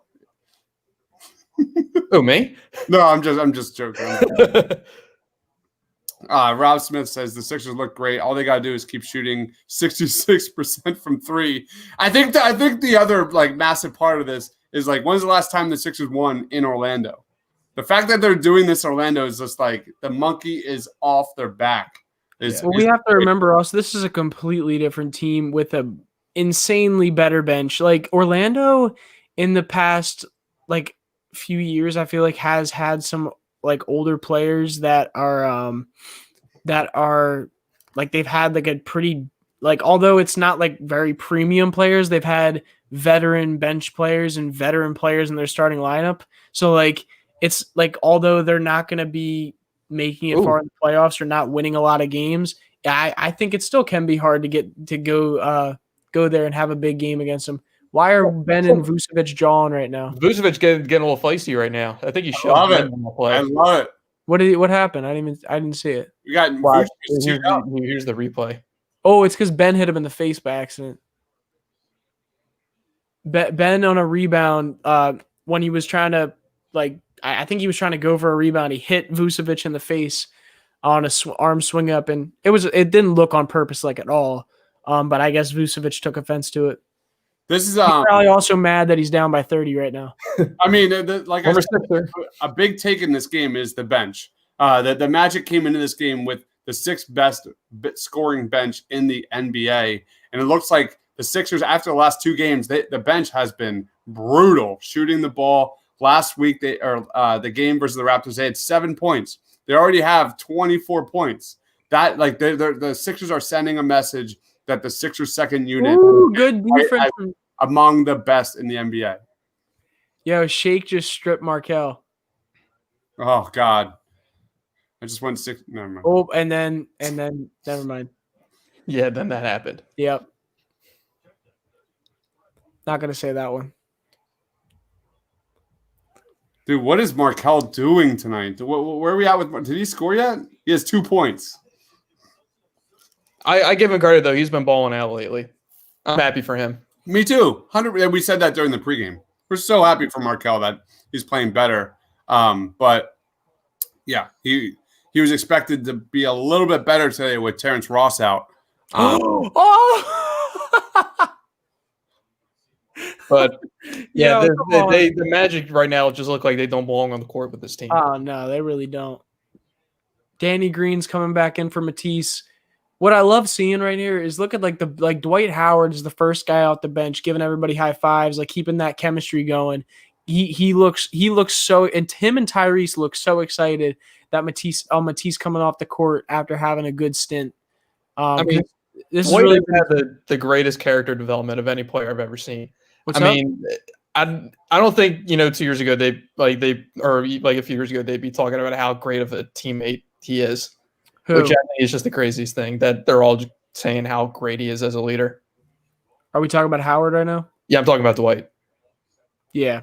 No, I mean, I agree with you. I mean, especially when he was like with the Rockets and everything like that, no one would ever think this would be a guy that would be able to go onto a young team and be a good leader for other people. Yep. The greatest thing he ever did was buy into his role. Oh, extremely. And I think, but that's with any player, no matter what your position is, no matter if you're a superstar or a role player from the beginning of your career, if you're able to buy into that role, understand what you're there to do and what you're there to help the team win, you have such a better time in this league. And you're more respected in general around the league. Oh my God, Danny, come on.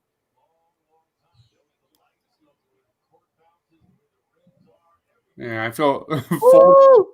Oh man, Steph has been. I said Steph. Seth has been sneaky good this year. Sneaky good. I don't think it's sneaky. I guess, okay, to like national media, yes, like he's not talked about a lot right now, but like, dude, I've been saying since the preseason that this guy is going to be a big role in this team. Bang! Let's go, Seth. Wow, you're way behind. You love to see it. Shut up, Joey. Joey, what'd you say? Oh wait, what? No, I just said that the Deebs is so far behind. Forgot about that. Deebs' Wi-Fi. It's not the Wi-Fi. It's YouTube TV. Oh God! All right, that explains it. For the record, every time Rob joins, we're like at the same like level in terms of watching Opening Night with him was amazing. Especially when he went on mute and he was in the dad pose right in front of the TV. This is the comment absolutely that nails the first half right here. This is the in-out offense the Sixers have been running so far, and it's been executed to perfection tonight so far. Oh yeah. How many points have they scored so far in the second? Second quarter's 27 points. Jesus, man. This is and wild. There's still 3 minutes left. It's 27, so one. Besides the home. Oh yes. What? But huh? Yeah, I think well, what Justin pointed out earlier, the bench is the big reason why this lead is as big as it is. Because last year's bench does not get the lead up to this big. Where is the foul? Not a single player on the Sixers have a negative rating. Like this is an outright demolishing. Who has the lowest plus minus right now? The lowest plus minus goes to Markel missed the dunk. Mike Scott missed the dunk. What's he at? Markel missed a dunk. Yep. Mike Scott has the lowest positive rating at +8. And one. Oh my God. And one. I think this is the I never so Markel. Oh my God. This is I haven't seen Joel this nimble since right around his rookie year. Oh my God, look what he's doing on the floor. Look what he's doing on the floor. What even is that? Oh my God. Yo, Dives, you're gonna love the replay even more. You're gonna love the replay. Did you get fined for that? Maybe. Look at the replay. You can't do that, man. You absolutely cannot do that. That was amazing. Wow, this is a thorough ass whooping right now. You can't do that, man. Oh man, that is hilarious. Oh man, Did you see it again? I don't Did know you if see I've it ever, again? Yeah, I don't know if I've ever seen like a sexual gesture like that from an NBA player. That is hilarious. Oh my lord, that was bad. Someone needs to get that on Twitter and like put it out now. That is He like, deserved to miss that. He deserved to miss that free throw right there. that is so funny. Oh, Imagine enjoying watching the Sixers. Vucevic is pissed right now. Look how I love it. I love it. Oh my gosh, that is so funny. I mean, this is a humiliation. So what's the Sixers record when Ben Simmons hits a three? Are they 3-0? They got to be. Yo, 4-0 for what? 4-0 for what though? Like Orlando, 4-0 for what? What? Like, come on. Mind you, okay, I can't. You can't be too harsh on this team because you got to really think about it this way. The Orlando Magic are out Terrence Ross. They're out Jonathan Isaac. Like those are two of their bigger like players. Jonathan Isaac, one of their the best defensive player on their team, and Terrence Ross, one of their best offensive players on the team. So it's like, can you really sit here and talk so much shit on them? You know what I mean? I mean, I think they're a decent team. They'll be in the fight for a playing game, but they were due. I don't think so. Game, so I honestly don't think so. Believe it or not. Well, they beat Washington twice. I think we're okay. I think they beat Miami. They beat Miami and then they beat OKC. I will say this though: if Terrence Ross was playing, this would be a 20-point game. I think if I honestly think the Wizards are going to get better throughout the season. Like I think at least they should. I think Atlanta's obviously taking one of those spots. Pace, what's up? I'm counting watching the video of it over and over. This is by far the biggest scoring first half of the season by far. Oh, yes. We have 70 points and it's not even the end of the half right now. Like we're almost up by 40. I mean, if that's not the greatest Joel celebration ever, I don't know. Yeah, that's got it. There's been some shimmies. There's been some like dancing moves. Some of the like that versus Boston. There's been the fist pump versus the Boston Celtics. That's the best. The dry humping the air has to take the cake. You know what shouldn't be surprising to anybody? Danny Green's still 0 for 2. Oh my God! Wait, what is his plus minus? I mean, thought about Danny. He hasn't been on the floor that much this game. He has 0 points and is a plus 19. How many minutes has he played? 11 minutes. He's 0 for 2 from the floor and a plus 19. Ooh, Tobias with a tough finish right there. He's looked really good the last two. Steven, just go on Twitter and you will see. I don't even want to describe it. Just go watch it. It is it was one of the all-time Joel moments. Who just blocked the shot? Let's go. Oh my God, this is nuts. This is nuts. Here's my worry. So I have a bet that Joel, I can't even think. They're doubling Joel now. Yeah. Well, they're kind of triple teaming him. Honestly, they got two guys coming at him from the top, and they got a guy coming on him from behind as well. You're getting called out, Justin. Post it on Twitter. I don't have a video. I'll find it. But Brian, our CEO Brian tweeted Sixers after dark. Sixers after dark. They should call them the 69ers after that. Yo, where should I find where's like the best place I could probably find that video?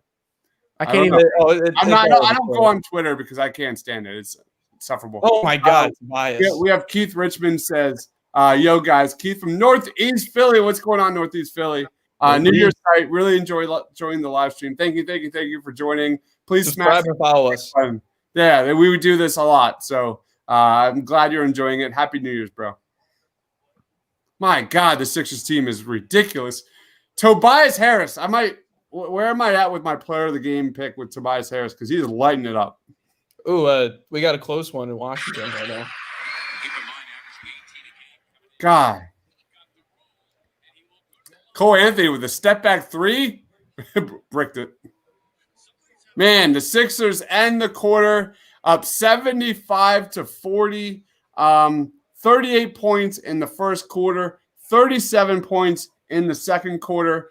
They shoot 56.3% from three in the first half, 4, 8, 15, 24 points from the bench. That is over 3 times as many points as the bench did against the Toronto Raptors, led by Matisse Thybulle's 9 points in 10 minutes. That's right. Matisse Thybulle is back. But really, the story, obviously we have to talk about the Ben Simmons three-pointer, but really that starting lineup, the Sixers starting lineup, the pace, the floor spacing was absolutely terrific. Joey, what was one of your takes from this first half?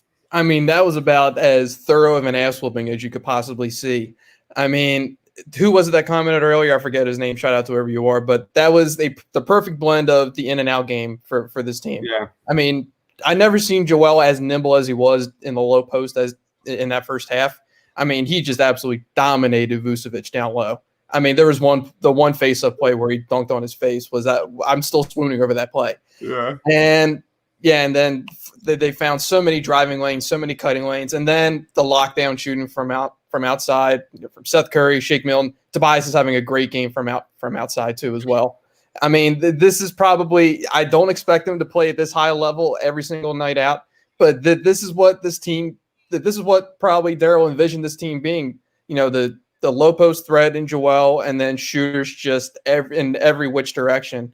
And I mean, this is about as good as they could possibly look this season. Yeah, this is by far the best offensive showing of the season. Nasty Nizzle says first half was like porn. My goodness. Clearly, Joel thought the same thing too. Yeah, the Philadelphia 69ers are in full effect in this first half. Rob Smith says Toby is balling tonight, looking like Clipper Tobias. That was one of the biggest things that we've talked about for a while now, because Tobias Harris was a great three-point shooter in 2017, in 2018 under Doc Rivers with the Los Angeles Clippers. 41% plus in 2017, 43 plus from 2018. So if we can get this Tobias Harris, I don't know if I want this Tobias Harris, because I don't want to put that expectation on this guy, but my goodness, 15 points, team leading plus 27 so far in 16 minutes. 15 points, 8 boards, 2 assists, a block, 6'11", 3 of 4 from three-point range. When was the last time you saw Tobias Harris take 4 3-point attempts in the first half? I mean, this is about. I mean, Doc has talked about making him more decisive. He's been pretty decisive, even going back to Tuesday night. I mean, just making quick reads and not hesitating to pull up from three. I mean, this was the Clipper Tobias that they traded the house for, and even half of what he's doing tonight on any given night is all the Sixers need. Yeah. So yeah. I mean, this is a peak Tobias Harris game right now, and it's not even over. It's only halftime. So. There's a play where there was so much spacing on the court where you had Shake, Seth, and Tobias, and you could see the defense because Tobias is locked in. Then you have Shake and Curry on the other side on the perimeter. Like, that's the spacing we've been talking about for so long that we haven't seen since 2017. Steven says, blow up the teams you should, which rarely happened last year. We would be up by 7 last year. We'd be down 7 last year on the road. Are you kidding me? And Terrence Ross would have about 15 at the half. Rob Smith says, nothing makes me happier than a good Tobias game. Toby with a quick trigger is lethal. That is a great point. This guy looks so much more decisive with the ball so far these last few games. The regular season opener was really hard for him, but you look at his offensive rating, went from 79 in the home opener to 131 to 117 to 116. This is a guy that's really starting to figure it out with this team on offense. You got to love it. Yeah, I mean, there were about 3 instances where he pulled up without any hesitation whatsoever off the dribble. So, and that's what he needs to do. That is what they need him to do on any given night if they want him to look worthy of the 180 million, even though he probably, we won't get into that rabbit hole, but yeah, there's the $190 million Tobias. I like what I've seen from defense too. Defensively, he looks okay. He had an 86 defense. I mean, everyone had a good defensive rating against the Toronto Raptors. But you gotta love what you're seeing. And speaking of loving what you're seeing, my man, the voice of the people. What up, Rob? I don't know if you're going to be able to hear me. I'm getting this weird clicking sound because I'm live from Sea Isle City, New Jersey, on a deck. But if this isn't the way to end 2020, I don't know what is. Literally, I recorded Voice of the People today, and I made a plea in there for our winter teams to give us something to be excited about. Well, Matisse Thybulle hitting a couple threes and 75 first half points. You cannot, in Orlando, mind you, where they are like 0 for the century. My God, what a way to start this game. This is exciting. I'm a little freaked out right now. Positive Rob is like just throwing me off a little bit.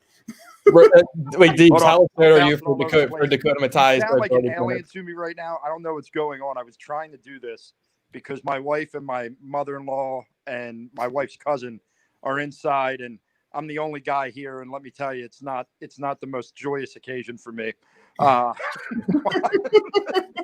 Have you ever heard of yentas, right? The old word yenta for just women that are like cackle and talk real loud. That's what's going on inside of this house right now. So I was like, let me go outside the deck and see if I can hop on for a couple minutes. Love it, man. So what's your main takeaway? I'm going to go make a drink. What's your main takeaway so far? Listen, the main takeaway is I think, look, they're shooting lights out. They're not always going to shoot this lights out, but you can expect this type of offense from this team when Joel Embiid is dominating on the inside and guys like Seth Curry, who people wanted to run out of town after 2 games. he's shooting 45% from 3. I mean, he just does so much with the ball.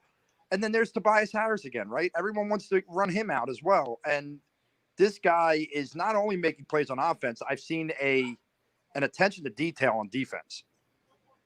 Oh, yeah. I mean, this was – I said it earlier before you hopped on. This was probably the most pristine Tobias game that we've seen in a while. Mm-hmm. And it's not even the second half yet. So, I mean, this is about as thorough an ass-whooping as we'll probably see from the Sixers this year. And like you said, I don't expect them to shoot this way the entire year. Right. But I mean, pretty much everything went well that entire quarter. Yeah. I don't think there was a single thing that went wrong. The only downfall I have is that I had a parlay bet with a couple Joel Embiid stats. He's probably not going to play the fourth quarter, so I'm not going to hit that bet. So I'm a little disappointed about that.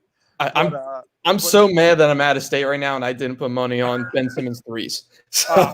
Dude, I did it the first 2 games of the season, and then I'm like, no, I'm not doing it anymore. And as I see him shoot it, and someone put it on Twitter, he's got to stop worrying because his shot looks fine. It's fine. I see a lot more uglier shots in the NBA than Ben Simmons. Yeah. Have you seen Giannis' shot? Yeah, that's what I mean. Yeah. How much shot does Giannis get? I got to tell you, what was so great about that play was you could tell it was a set play. It was give it to Embiid at the top, kind of leak Ben down to that corner. No one's going to follow him there. And I think you're going to see that play quite a bit this season. I think that's going to be their way to get him to shoot a 3 a game is that play until he feels comfortable. But just this is exactly what you'd hope for with this roster. Guys knocking down shots. Dwight Howard getting Vucevic's head was one of the classic moments of that first half as Vucevic picks up a foul and he's chirping at the bench and Dwight's going, I'm right here. I'm right here. It's great. It's so much fun. And I know that there's all this talk about Ben Simmons again, but people need to stop trying to move on from this guy. He does so much for this team. Yeah, you made a great point. Every Ben Simmons 3 that we've seen to this point has been a set play, except for maybe one. I'm pretty sure it's the same play we saw every time. It's not like it's in a late clock, scramble, and they're trying to get a shot up before the shot clock goes up. They're running set plays for his 3s, and they need to do more of them if he can knock down them at like a low 30% rate, that's a win. You know. I just want to say thank you, Keith. Thank you. If you have any questions right now, please feel free to ask the voice of the people, my man Joey or myself right now. Your time is now. Thank you. Beyond humble. That is ridiculous. Thank you. That's awesome. But yeah, Tobias Harris. How many times have we said this on this podcast during TPL Live, during Party on Broad? Pump the brakes, guys. Let's just wait and see how the offense turns out. How many times have we said, like, they're getting open shots? They're one of the worst in the league in terms of bricking open shots. Is going to happen. The shooting will fall back to the mean eventually, and it's really just a flood right now for the Sixers from three right now. The Sixers are shooting 10 of 17 from three. 10 of 17. The Sixers bench shot 20% from three the last two games. So everything is clicking. It's not of course, it's not going to be like this every single game moving forward. But you know what? You know what makes me really happy? We've gotten like 2 James Harden trade comments during this first half, where before that, 4 games before that, it was literally every other minute. And I'm just glad that people are enjoying themselves. That this is good Sixers basketball. This is great Sixers basketball. You can't ask for anything more than this from all. And really, it's like, as good as it is on the offensive end, obviously their defense has been great. They're not giving up too many second chances on the defensive end, right? It's one and done for Orlando most of the time. They're contesting every shot. You're seeing, even though Dwight Howard picked up a couple early fouls, you still saw him come in and provide the minutes you need from that backup center role. And what I also like is, what really is exciting is for a kid like Matisse Thybulle to have a game like he's having, right? He hasn't even been looking to shoot. So for him to come out and take a bunch of shots and have 9 points, it's a beautiful, beautiful thing. You know who's not happy right now? Who's that? Nadir. Nadir is not happy right now. What you're seeing actually right now, which is a great way to bring in 2021, could be the end of FurCon minutes, baby. It could be. I mean, how good was Tyrese Maxey too? Tyrese Maxey. I'm so impressed with him as a finisher. I'm sorry, I interrupted, but I'm so impressed with his finishing ability at the rim. Just terrific all around. The bench looked terrific. Matisse Thybulle looked terrific.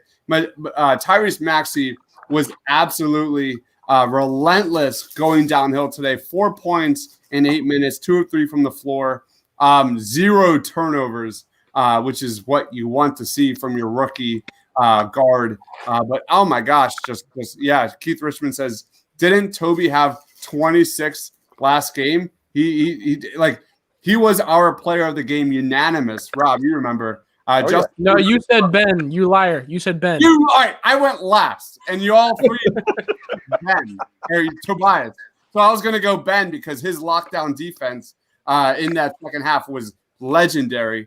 But I did preface saying it was Tobias. Listen, everybody, fans of TPL, I'm not going to let Dibes lie to you like that. Don't worry. Okay, I have to go back. Would I really lie, though? All right, I have to go back into my vacation, unfortunately. But follow me at Joey_6. I'll definitely be posting a lot more NBA content pretty soon now that I'm sort of open in my schedule. But peace out, fellas. It was good to chime in, and we'll be back on very soon. Thanks, Joey. Man, Joe. All right, I don't know how long we have you, Rob. So anything you want to plug?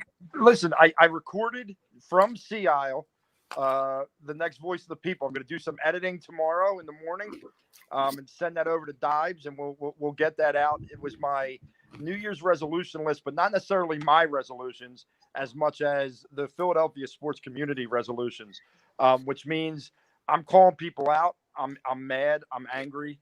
But I do end it on a hopeful tone for 2021. So you guys can expect that.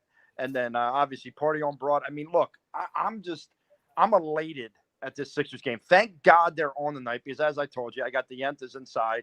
The Sixers are at least taking my my energy away from that. Yeah. And I can pay attention there and drink my high noons and my what else am I drinking in there? Trulies and a little prosecco. I'm hoping by the end of this game I'm starting to feel a nice little buzz going. Right now I don't have it, but I'm almost there. I'm getting there. Love it, man. So I just wanted to hop on with you guys at the half because we may not see another half like that, and that's okay. But this half was a lot of fun. Yeah, it was by far their most biggest scoring output in the first half, any half this season. Yeah, so we are getting ready for the second half. Are you going to stick around? I might try and hop on post game. I might try and hop on the post game. All right. That's awesome. All right. That is the voice of the people. Go give him a follow on Twitter at Philly_Madness. Rob Lange also hosts the Madness podcast with Jessica Town. Rob, you're the man. All right. I'll see you guys soon. Later, dude. See ya. All right. Here we go. We are back. Sixers game is back, and we start with an N1. Dibs, I love how we could give it to them real quick during halftime, so we could run and great, get some right? food and get some drinks. I made some drinks over here. Like I got snacks. It was I'm nice. not gonna lie, I'm all water today. I'm all water today. Nah, man. But I got some snacks, so dude. I got some buffalo chicken dip. I got some shrimp cocktail. Let's go, man. You're living large right now. Yeah, my family and I made some earlier today. Because we have some friends over at the house right now, just a few friends over at the house right now, and we made some snacks. So I'm just making sure they're getting eaten. You know, you don't want it to go to waste. So we have Chris Coyle, the voice. We have Rob Lange, the voice of the people, and now we have Joey D, Joey Voice Cracks. That's amazing. Oh my God, that's so funny. All right, Orlando's defense has looked really good these last two possessions, giving the Sixers some tough shots. Sixers up 30. We're already getting finals predictions. All right, let's look good in this third quarter. Yes, I agree. Let's look good in this fourth quarter. I'm just glad the starters are still in there. Oh, can you get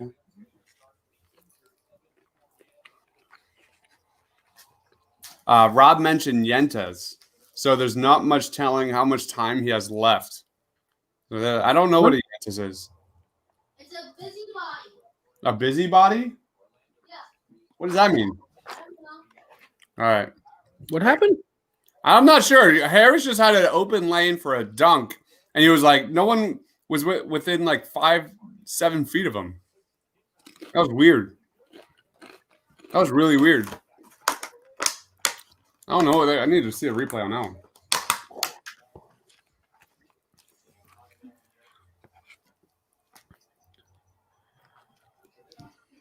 Oh my God, all day. Vucevic, you shoot that all day. Joel Embiid gave Vucevic zero space to shoot, and that was awesome. Oh, Joel's smart. Gotta love it. Joel just pump faked a three and baited Nicola.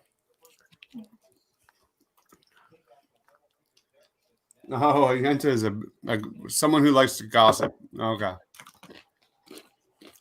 right, three free throws coming. For my man Joel Embiid. Mark says you guys had the best job, well deserved, but I'm envious. You want to join, Mark?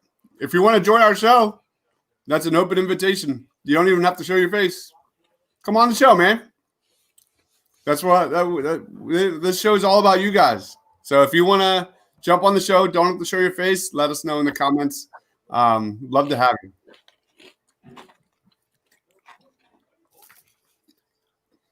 I've got some remaining deer bologna.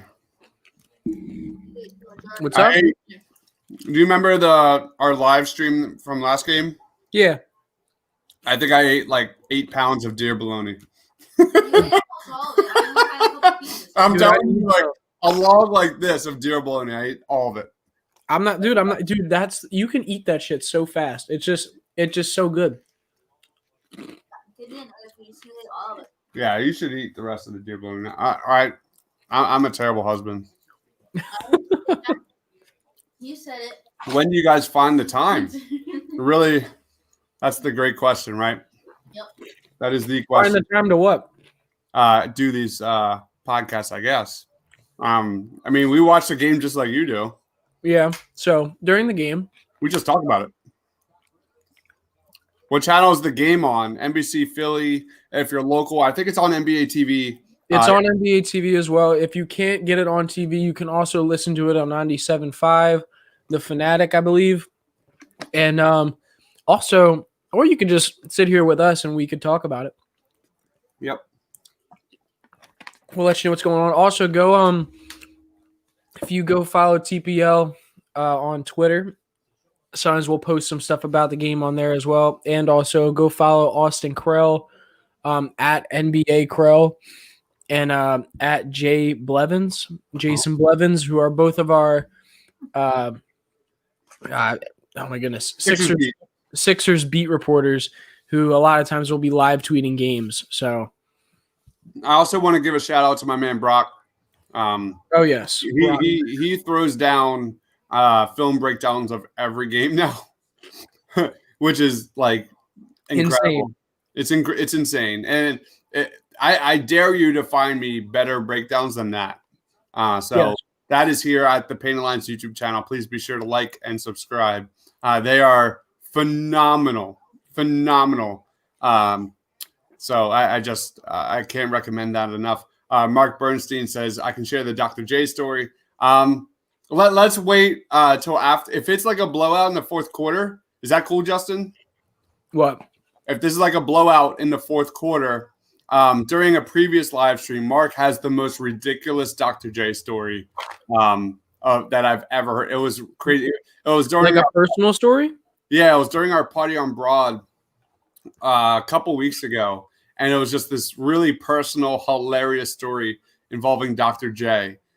So Mark, if that's cool, and if you're cool with that, Justin, maybe save it for the fourth quarter if it's still like a 30-point game.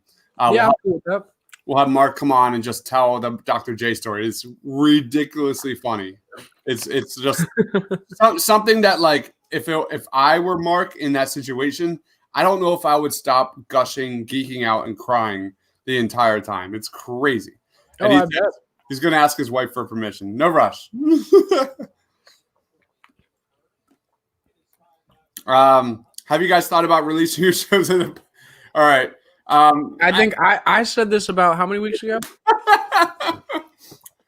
We're not going to do the watch party. We can't do a watch party because it's like 3.5, 4 hours on Spotify. That is crazy long. And no one's going to want to see that. That's too long. Yeah. So we talked about this. Justin, you brought this up like a month ago. Yeah. Maybe we should. The problem, guys, is that we already do a lot of things on YouTube, and we spend a lot of time making that stuff good quality for you guys. And we want to make sure our content is great. So the problem is having the time to also then upload those things to Spotify or to Apple Podcasts. Because mind you guys, if you guys don't know this, I'll tell you now, we don't get paid for this stuff. Most of us have jobs outside of this and families and everything like that. And so it's sometimes hard to balance time enough. Especially, I know for Dibes. Dibes is a very busy man, especially because he handles a lot of our things on YouTube and all the social medias. So, yeah. So if you have a quick way of us doing that, let us know. Message us on the Painted Lines on Twitter or on Instagram. Let me know because I'm on those. I run a lot of those accounts, so I'm very interested to know what you have to say. And this question goes for everyone else who are watching right now, especially our regular audience. If you guys would listen to an audio version of our post-game shows, let us know in the comments. And if that's a unanimous, like, hell yeah, I will 100% focus on getting those out. That's not a question. So let us know. I agree, especially the post games. Because I can understand. I can understand if you guys don't want like just the random videos or like the breakdowns of teams.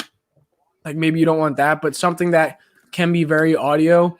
like if you already watched the game and you just want to know what other people think about it, I'd definitely be down to do that. Okay. All right. Let us know in the comments if you want us to do. Put the post game shows and stuff from our content on Spotify, and we can do that easily. That's. Mm-hmm.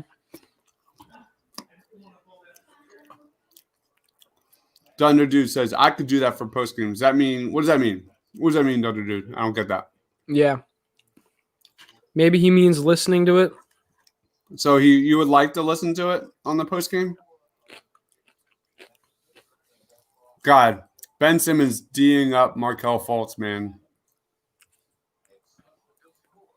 Dude, Seth Curry is just on fire. Danny Green open in the corner. Come on, hit. God damn. He's probably so mad at himself right now. We got Braden Bovell joining. What's up, Braden? Thanks for joining, man. Thank you.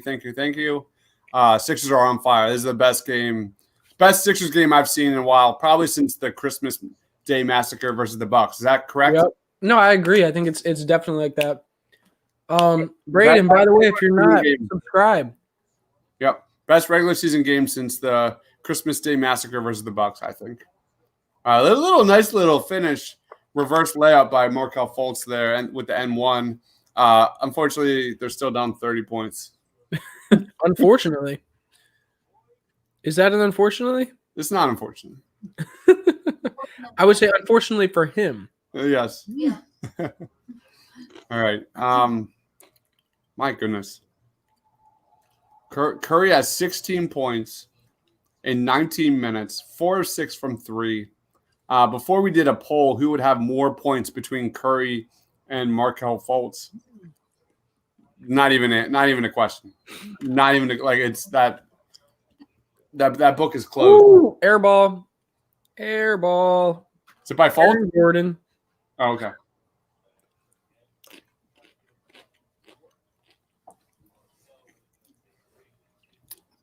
Who has more obnoxious shoes, Markelle Fultz or Furkan Korkmaz?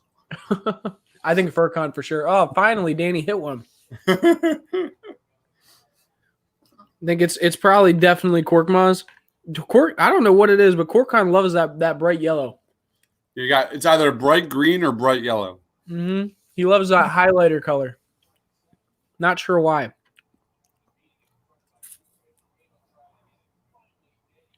And it's always those Kobe's, right? He loves those Kobe's. He says, damn, Dives, you're talking about a year plus since we've seen good Sixers basketball. I mean, we're talking about blowout basketball. We saw glimpses of this during the Sixers season. The problem with the Sixers last year was they would win 3 games, look good, then lose 4 games, and then win 3, and then lose 3, and then win 4, and then lose 4. That was just a broken cycle, a broken record. And the biggest issue to me too was that we would just had such inconsistent play when it came to playing good teams or bad teams, or just like mid-level teams. Like we would play down the competition a lot. Yeah, and what did you see versus the Knicks? Like no one sweated against the Knicks in that Knicks game. What did you see against the Raptors? You saw a ton of fight, a ton of heart. And what are you seeing now? You're seeing a Sixers team putting away a worse team. We didn't see that. We have not seen that in 2 years. So let's not say putting away yet, though. I mean, all right, fine. I don't want to say that yet. I'll take it back. I'm sorry. You should be. You should be sorry, Dives. Come on. Listen, like I am just as confident in this team as you are, but I knocking on wood for ever saying putting away a team in the third quarter. This is like no joke, and I'm gonna knock on wood as soon as I say this. This is one of those games where like you want to take out the starters as soon as possible and make sure you don't see an injury. Like that's as long as Joel gets 12 rebounds, I'm happy.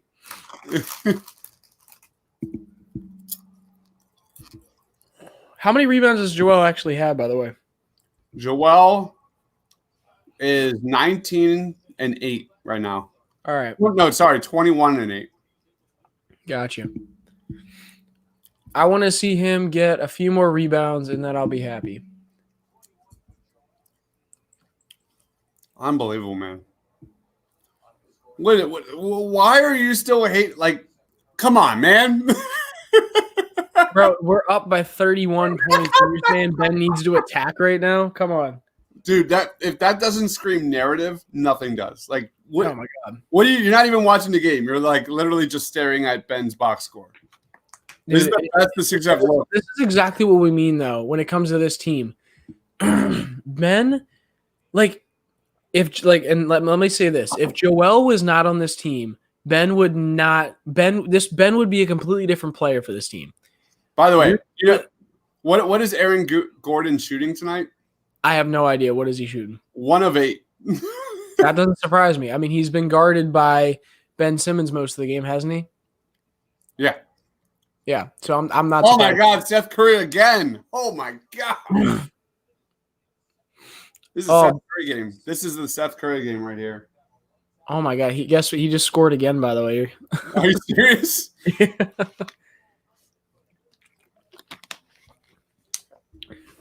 There. By the way, you're seeing Shake Milton get time with the starting lineup. I said that during the pregame show. Yep. It's something you're going to keep seeing more and more of. And I think that could be interesting because Danny Green running with that second team, having that veteran presence down there with Dwight Howard, with a Tyrese Maxey, if Tyrese ends up getting moved to that 6-man spot, like that point guard off the bench spot, that could be a really interesting like team around him. If he can have that young guard running out there with Dwight Howard, Mike Scott, Danny Green, and probably Matisse or Furkan. Mm-hmm. And I mean, it'll be Matisse, in my opinion, if he can hit his shots. Really interesting. Steven says, "I want to prove the haters wrong and score 25." Ben doesn't need to score 25 to be. If Ben is your number 1 or number 2 scorer, number 1 or number 2 option on offense, the Sixers aren't going to win a goddamn thing. That is 100% fact. So you're looking at it the wrong way, bro. Sorry. That's if Ben is in that like 15 to 20 range, playing all NBA defense, being efficient, getting to the free throw line like 7 to 10 times a game, that is the there, and keeping turnovers. Let me be honest with you too. Guy. Ben Simmons has 7 points, 8 assists, and 10 rebounds. And you're going to say he needs to score more when on the team right now you have Seth has 21 points, Joel has 21, Tobias Harris has 20, Shake Milton has 7, Ben has 7, and then you got Dwight with 4, Maxey with 4, Thibault with 9. Thibault hasn't been scoring anything. So, like, yeah, like you just got to – I don't know. Yeah. I just don't understand how you could sit here and say Ben needs to be more aggressive or Ben needs to score more. It's like, dude, he doesn't need to. He doesn't need to do shit. They have 90-some points. It's the third quarter, and he's got 3 other 20-point scorers on the team right now. It's called a narrative. Mark I know. Says Seth Curry layup. He is cooking. Steven, Isaiah Joe time. Let's go. I want Mad Max and Isaiah Joe in this fourth quarter. That would be a blast. That would be a freaking blast. Joe, Thibault, Bradley, Matthias, and me. Let's go, baby. Let's go. Marquise says Seth Curry looking like the Seth Curry that was singularly manhandling the Clippers in the playoffs. Love it. Love it. Love it. Love it. I mean, this is like beyond words. There's no way you can complain about really any element on this Sixers team. Like this, there's no room here for complaints. This is the best game I have seen from the Sixers since the Christmas against the Milwaukee Bucks. You guys need more love on these streams. Deserves more attention. Oh man, thank you. Thanks, man. I appreciate it. Dude, and I mean, if you haven't already, share it. Share the stream. Dude, that means everything. That is crazy. I'm just honored. That is crazy. Thank you, man. We appreciate it. And like I was just saying, like if you want to, something that'll really help us out, if you share the stream, we're trying to hit 3K subs on YouTube. So close. We're so do us a favor. Share the stream. Tell your friends. We're consistent. We give you good content. We're objective, and we're gonna be here. Yeah, we're not the rights to Ricky Sanchez here. We're gonna give you a non-narrative look. Oh my God, Ben Simmons alley-oop. Yup. Sixers are nearly up 40. But we're going to give you a real look at the Sixers each and every time. And I swear to God, like, I'm by far not the best Sixers guy on this team. I am. There are definitely tiers above me in terms of breaking down a basketball game. And we've got some pretty cool dudes here. So I agree. Thank you, Dunder Dude. That is just crazy to me. I'll tell you what, too, guys. I've only been here for about what do we want to call it, like 2 months now, maybe something like that. Mm-hmm. Not even. Like I've only been here for a few weeks now, and I can already tell how good of a group of guys they got going here.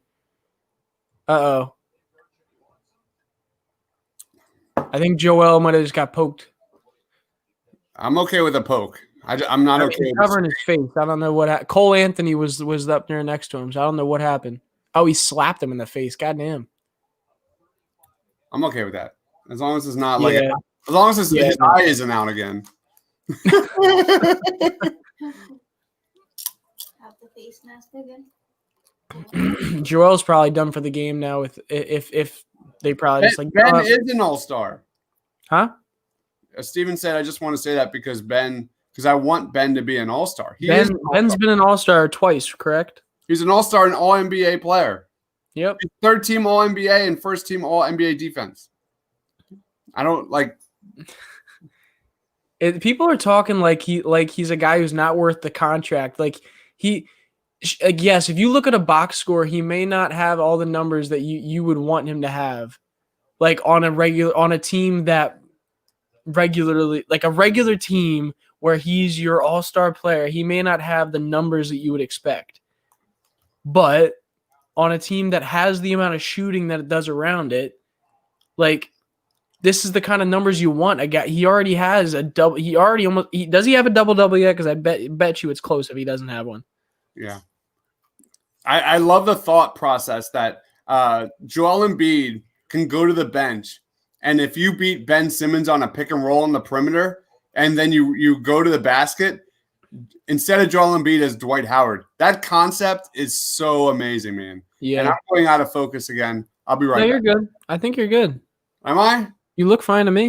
All right, Hold it on. seems like when I get close. No. No, you're in focus on my screen. All right, cool. I will say, yeah, if your camera has like some sort of autofocus thing where it changes. I might. Yeah. I just got out. It might be a setting. Yeah, maybe. I'm not sure. I don't know. Do you have it on 720? On here, yeah. Yeah. So this I don't has 1080, and it comes with a whole studio. And Nice. I did a test video of like Super HD, Mm-hmm. and it was like I look terrible. I'm like I need to go like tan. I need to like go to the tanning salon and like. That's amazing. Yeah. My setup's pretty rinky dink. I literally have like I wish I could. I mean, I guess I could show you guys, but I literally have like I'm on like a dinner, like like a dinner tray. You know what I'm talking about? Like I have like a tray where I have my laptop on it. I just bought a like a light or whatever, like a circle light. You know what I'm talking about? Yeah. And I just bought a webcam as well. And so I have the webcam set up in the light right above the computer, and I have a stool that my mic stands attached to right in front of me. I need to go out and get a USB port that has like multiple connectors on it, so I can plug. Because like right now I can only plug 2 USBs in. Mm-hmm. So I need to get something like that so I can plug in like 5 USBs at one time, so I can have like my mouse and everything. Because I don't have a mouse or anything I can use right now. There's my setup for my pods. Oh, okay, I see. You can see it. There's the Eagles Stadium, the Flyers versus Penguins picture, Sixers versus Lakers frame photo, Kelly Green mirror, Citizens Bank Park. There's a lot of hanging out. This is what y'all get to see in the Sixers watch party live streams. You get to see the behind the scenes of Chris Dibes at Mr. Crockpot on Twitter's streaming room. I'm not even going to highlight the one above this. Damn, I just changed my score prediction. 136-91. My goodness. Nah, I think Tell me, what? the scoring's gonna go a little bit down. I think now that the bench is out here, just because there's not gonna be as much spacing on the court, obviously, without like Joel in there. But All right, we got Tyrese Maxey back to handling the ball again. Yep, Shake's at the 2. I'm assuming Tease is at the 3. Yeah. Yeah, Tease at the 3, Scott at 4, Howard at 5. Ooh, good pass from Matisse right there. I'm so happy for Matisse to find his way back in the offense again. I mean, so happy for that finding guy. his way back in the offense is kind of relative because I don't think he would be right now if it wasn't for him getting a little bit more minutes now that Furkan's out. Yeah, he might be my player of the game. Matisse? Mm-hmm. I think it's Seth Curry by far. No, but I'm going to let you motherfuckers go first. Oh, all right. So now I'm a motherfucker. That's great. Matisse getting that monkey off his back, being benched during that Celtics series because he couldn't do anything on offense. This was like just a very good moment for him. I'm just so happy for Matisse. Hopefully it's a sign of things to come. No, I agree. I agree wholeheartedly. That's the end of the third. Do you think we're going to see any of the starters back in this game? I hope not. I really hope Joel. I think Joel might have to go back in for a little bit longer. He's got to keep that average of a double on right there. I hope not. It's not worth it. It's not worth the injury. Moving on to alcoholic slushy number 2. My goodness. How many of our people here stay up and watch fireworks? Let us know in the comments below. Is that underrated? Is it overrated? What's your thoughts on New Year's Eve fireworks? New Year's Eve fire, like on TV or in real life? You decide. Let us know. All right. I actually forgot it was New Year's Eve for a second. I'm not gonna lie. I'm too focused on this game right now. It's so weird. It really is. Steven says we're starting to get stagnant. We need some offense. The Sixers scored. Dude, we're up by like 30 points. Relax. Yeah. Yep. So we're gonna be good, man. We're gonna be good, Steven. Shake Malik Mill, I think is what it is, right? Yeah, he's saying his new nickname his real nickname is Malik, so he's saying his real name is Malik. So he's saying his new nickname is Malik Mill for him. Awesome, man. I love it. Would it be Shakes and Nightmares then? What would it be called? Oh my goodness. All right. Oh my goodness. God, I'm a dad. I can't help myself. I can't help. The dad jokes are coming out tonight. All right. I'll pump the brakes. Wow.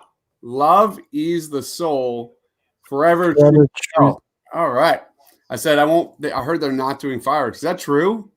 Are they not doing fireworks this year in Philly? Because that's really sad. I haven't heard that. I hope that's not true. Steven says, dude, in South.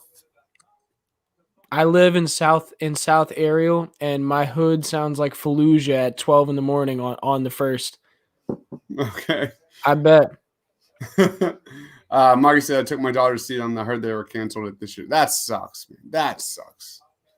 There's like that. There was only one thing. So I have, we had a daughter. We have a 17-month-old daughter, and there's only one thing I wanted to do with my daughter. One thing, and I can't do it. And that was take her to see the Fanatic at Citizens Bank Park. And we even had we got the newborn package with Citizens Bank Park, which you got like little tiny shoes and a card of her face, baseball card, and 2 free tickets to a game. And you got a photography session with the Fanatic. And we haven't done it yet. And I'm just like dying inside. That's like me as a dad. Like I'm dying inside to do that. It just sucks. It just I sucks. hear you. It'll happen when it happens, but I've been dying to get her with the Philly fanatic. We have Stephen Green likes the Shakes and Nightmares. Just gunshots in Philly. I have a story about that. I don't know if I want to tell it. Actually, I have a story about New Year's. Oh my goodness. We were in South Philly for a party one time, and we saw fireworks going off everywhere. This was last year, right? Or 2 years ago? Like 2 or 3 years ago. 2-3 years ago. And all of a sudden you hear this bang, South Philly. And I was like, what was that? And all of a sudden you hear a cry. I saw a guy shot and killed. Wow. Right? I mean, I'm not surprised because you're in South Philly, but like. So true story. It was one of the, and then like the cops came and we saw them throw the dead body in the car. It was just crazy. I've seen dead bodies before. I went to Temple. Yeah. So like seeing a dead body, like a homeless guy dead on the street was abnormally okay.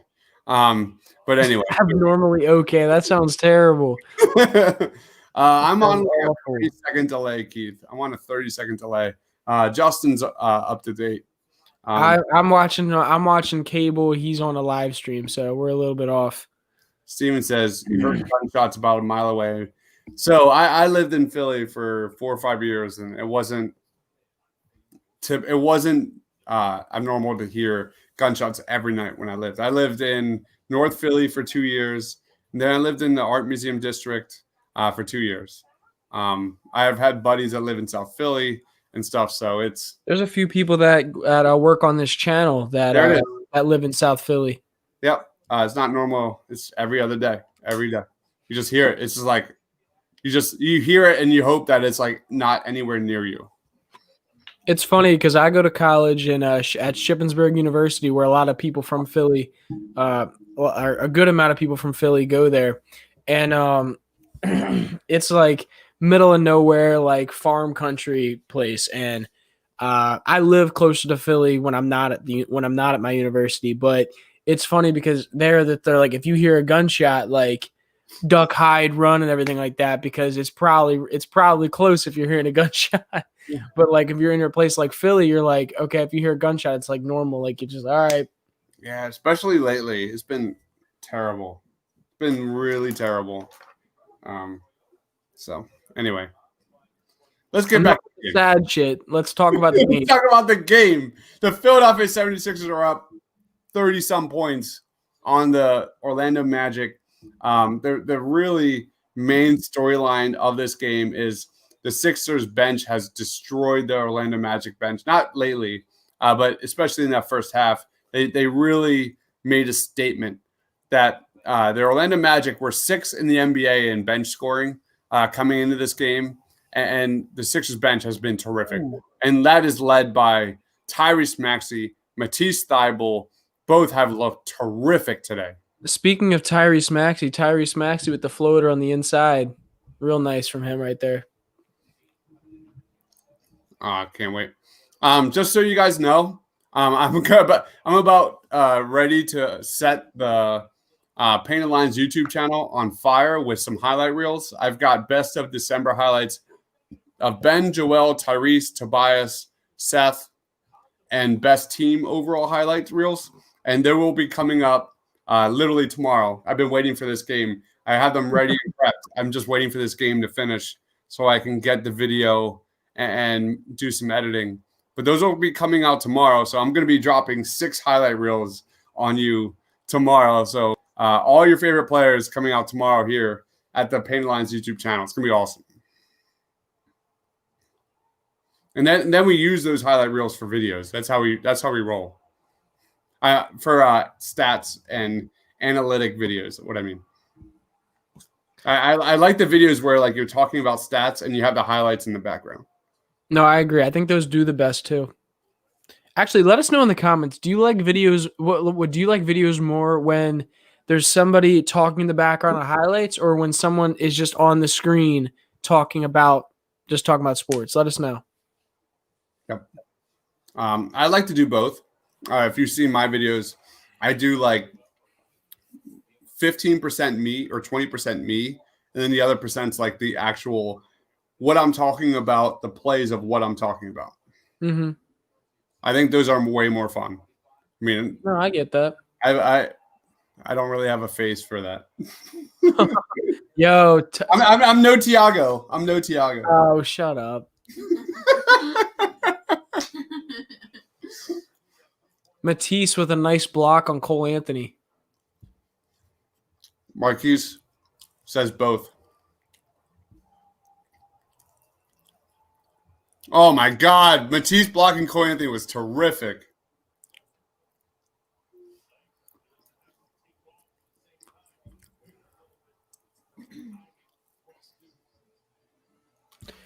I'll tell you one thing I like watching about Cole Anthony is he's just a dog.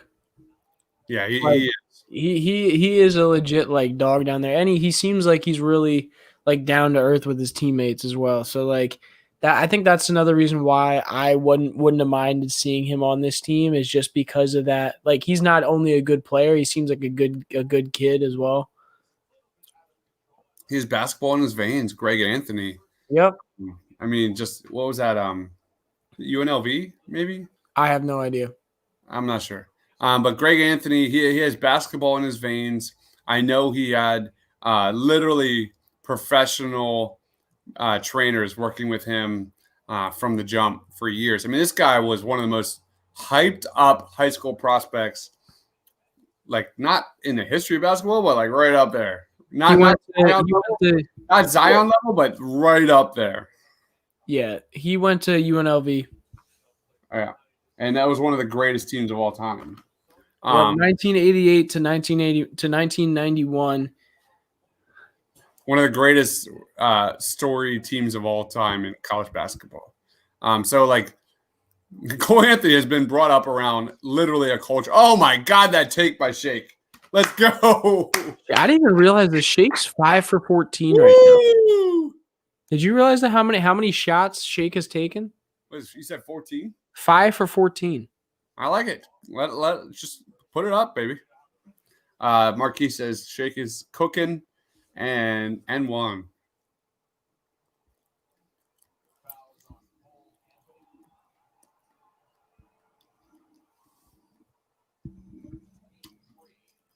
Keith says it's the Shake Show.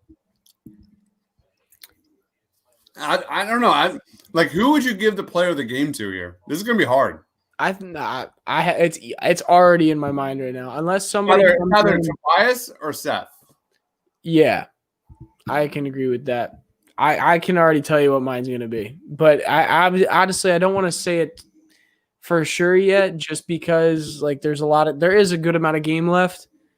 But I don't want to go off of recency bias either, because there's a reason we're up this much. Look at that defense by Dwight. Let's go.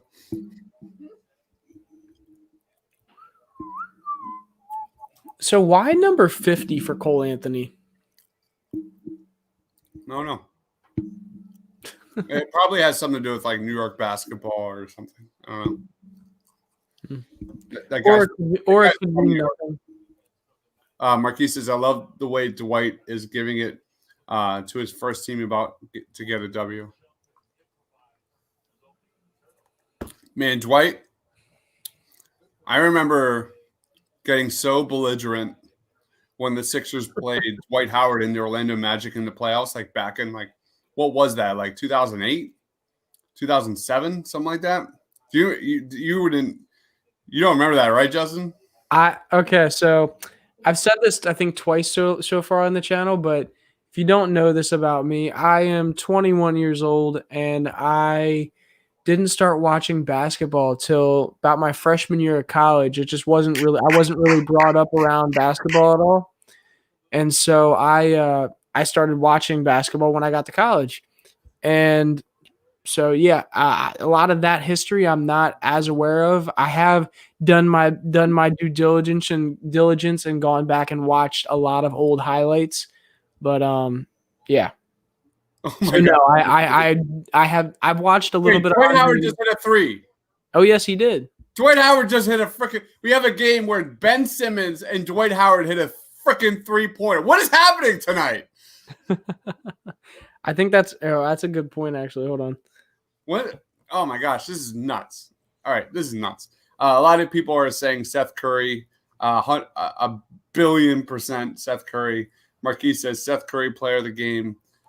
This is absolute crazy. Dunder Dude says Curry. Keith says Shake Show. So a lot of Shake love here tonight. I guess we're gonna get ready for our post-game show. We still got 7 minutes left. The Sixers are up 110-76. Man, it's just been such an impressive performance from the Sixers here. I as a stats nerd, I honestly cannot wait to jump onto Basketball Reference tomorrow morning and see what these numbers look like. Let's go to the bench. The bench is up to 13, 22, 36. The bench has 36 points tonight, which is absolutely terrific. 62 points combined from Seth Curry, Joel Embiid, and Tobias Harris. 62 points. That is awesome. That is awesome. And Marquis says the whole Sixers roster can shoot threes. That's what I've been saying. Come on, man. Like, I've been saying that since, I don't know, the second or third game this season. The Sixers have been getting great looks. They've been getting great looks. The fact is they're not hitting them. Eventually, they're going to come back to the mean. The Sixers have great shooters. Doc Rivers is putting their shooters in great spots. It's going to happen. That's why I've been saying, like, we've had a lot of people in here hit the panic button like crazy to trade Ben Simmons. Just give it some time. I'm not against a Ben Simmons trade for James for Harden moving forward, but not now. Not now. Let's see what happens first. There's absolutely no reason to look at this. It's a small sample size. Let's give it like 15 to 20 games, and then we'll go from there. It would not make any sense at all to trade Ben Simmons. I'm sorry. I said that in the beginning of this stream, but like if you really think it's a good idea to trade Ben Simmons, I don't know what basketball I don't know if I trust your basketball knowledge. I really don't.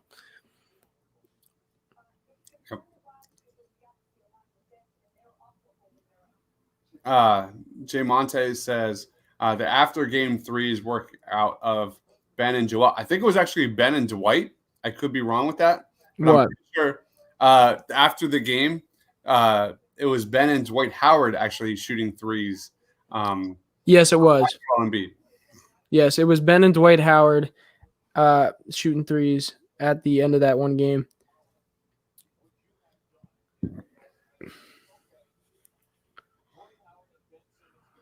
Little Matisse, look at my man Tyrese to hit a pull up 18-footer. Let's go. Gotta love it. God, I can't wait to love it. I can't wait to make my Tyrese Maxey December highlight reel tomorrow. It's gonna be terrific. I bet. Ooh, Vincent Poirier with the block. By the way, Thibault's playing great defense here. Great defense. He really is, especially against guards that are very athletic and speedy.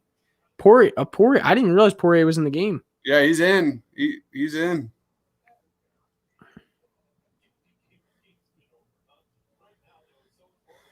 I don't know, man. I like I said, look, Cole Anthony cannot create his own shot. I just don't believe he has the handle and the foot speed to create his own shot. Just if you look at Tyrese Maxey and Cole Anthony, just worlds apart in terms of first step in athleticism. If we're just talking about creating his own shot, I actually kind of disagree with that. I think Cole Anthony is pretty good at creating his own shot when he does. I do think like you said, like I agree with what you're saying, but I think he is capable of it. He's very crafty. And I mean like that sometimes when you're that crafty, you don't need to be like super athletic to be able to get an open look. You know what I mean? Yeah, that's fine. Another pull-up J from Maxey with a J. Tyrese Maxey show going down here in the fourth quarter. Back-to-back pull-ups from 16 to 18 feet in the pick and roll. Love to see it. All right, I got to take a piss. I'll be back. Have fun. Oh, man. So how do you guys feel that Dwight Howard and Joel Embiid are now – or sorry, Dwight Howard and Ben Simmons are both 100% from three-point territory this season so far? Guys happy about that? Garbage time. How many points did Seth Curry end up with? He's on my fantasy team. 1 second and I'll let you know. Seth Curry ended up with 21 points, 3 assists, 1 rebound, 7 for 12 from shooting, 1 steal, 5 for 7 from 3, and 2 free throws, with only 1 personal foul and 1 turnover.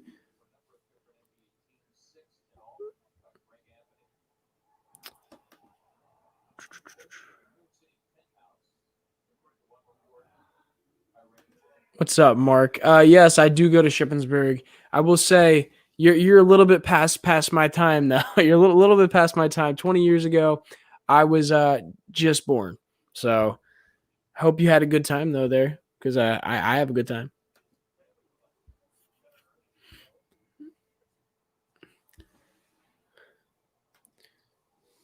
Yeah, Mark, I don't want to speak for Dibes here too much because he'll be back. He'll be back soon. But Cole Anthony can create his own shot. Matisse is just elite defender that's stopping him. Yes, what Dibes is saying is based on stuff in college. Dibes has done a lot of breakdowns of college athletes. He's big on the young guys coming up, and his breakdown of Cole Anthony through high school and through his college highlights. That's him from speaking on those things. Just when it comes to creating his own shot.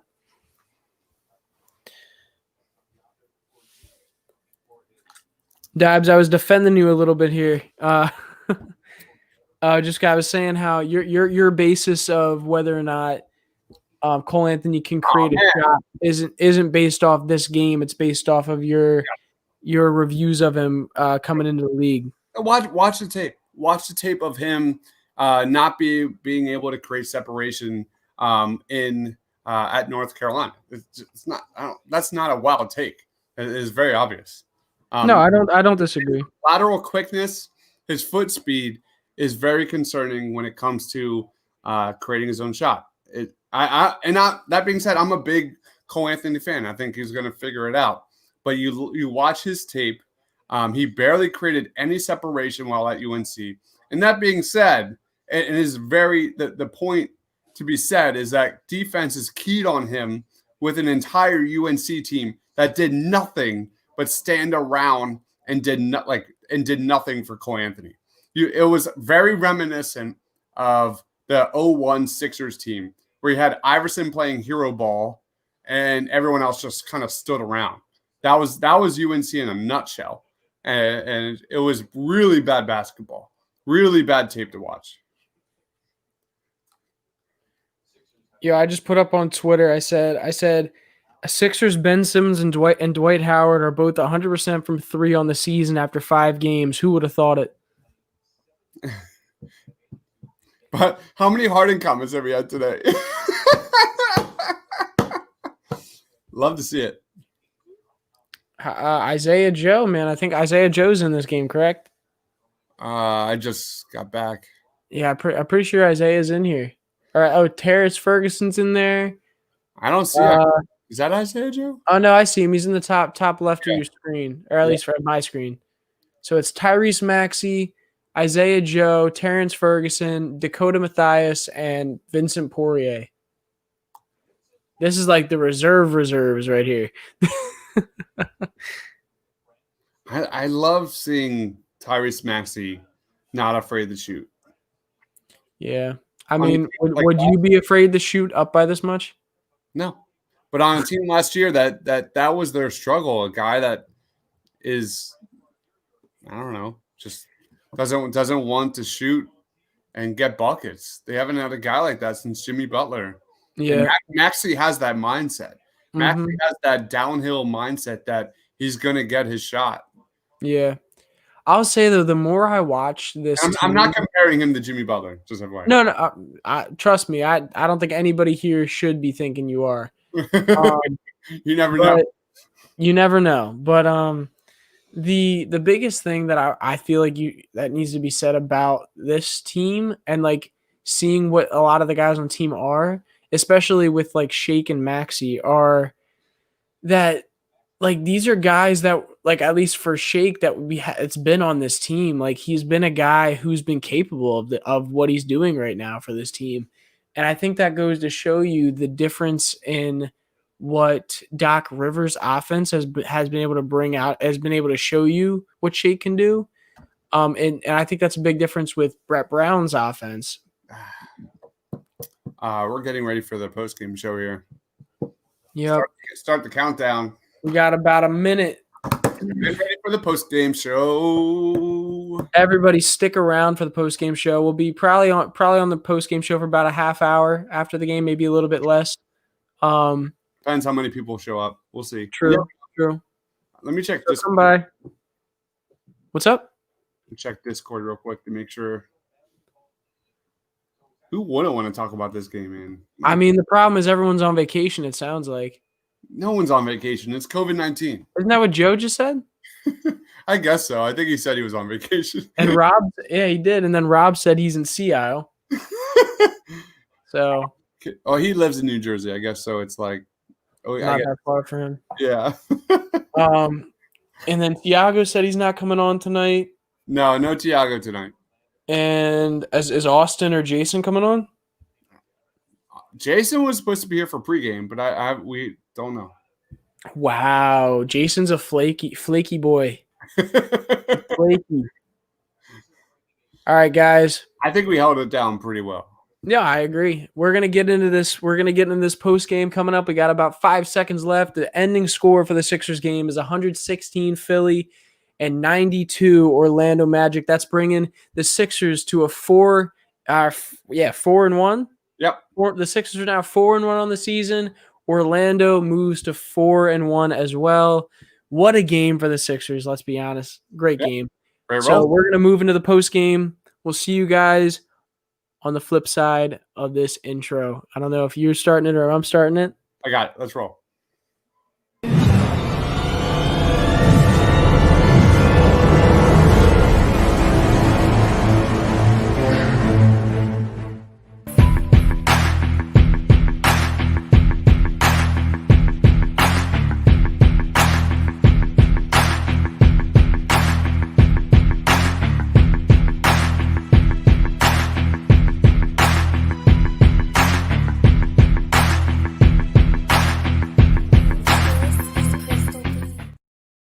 Hey, what's going on, guys? It is Dives, Mr. Crockpot on Twitter. This is the Sixers versus Magic postgame show. The Sixers moved to 4-1 with a 20-some point win over the Orlando Magic. The Sixers moved to 4-1. Today, we're going to talk about our top takeaways. We're going to talk about our player of the game, grade the team, and joining us today is my man Justin. Follow him on Twitter at J_Persichetti.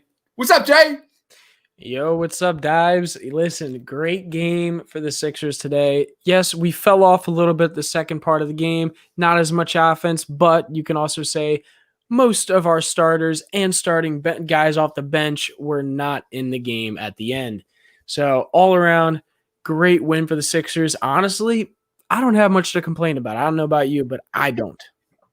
Wow, just an absolutely terrific game from an offensive standpoint, from a defensive standpoint. You talk about 70 points, 70 plus points in that first half.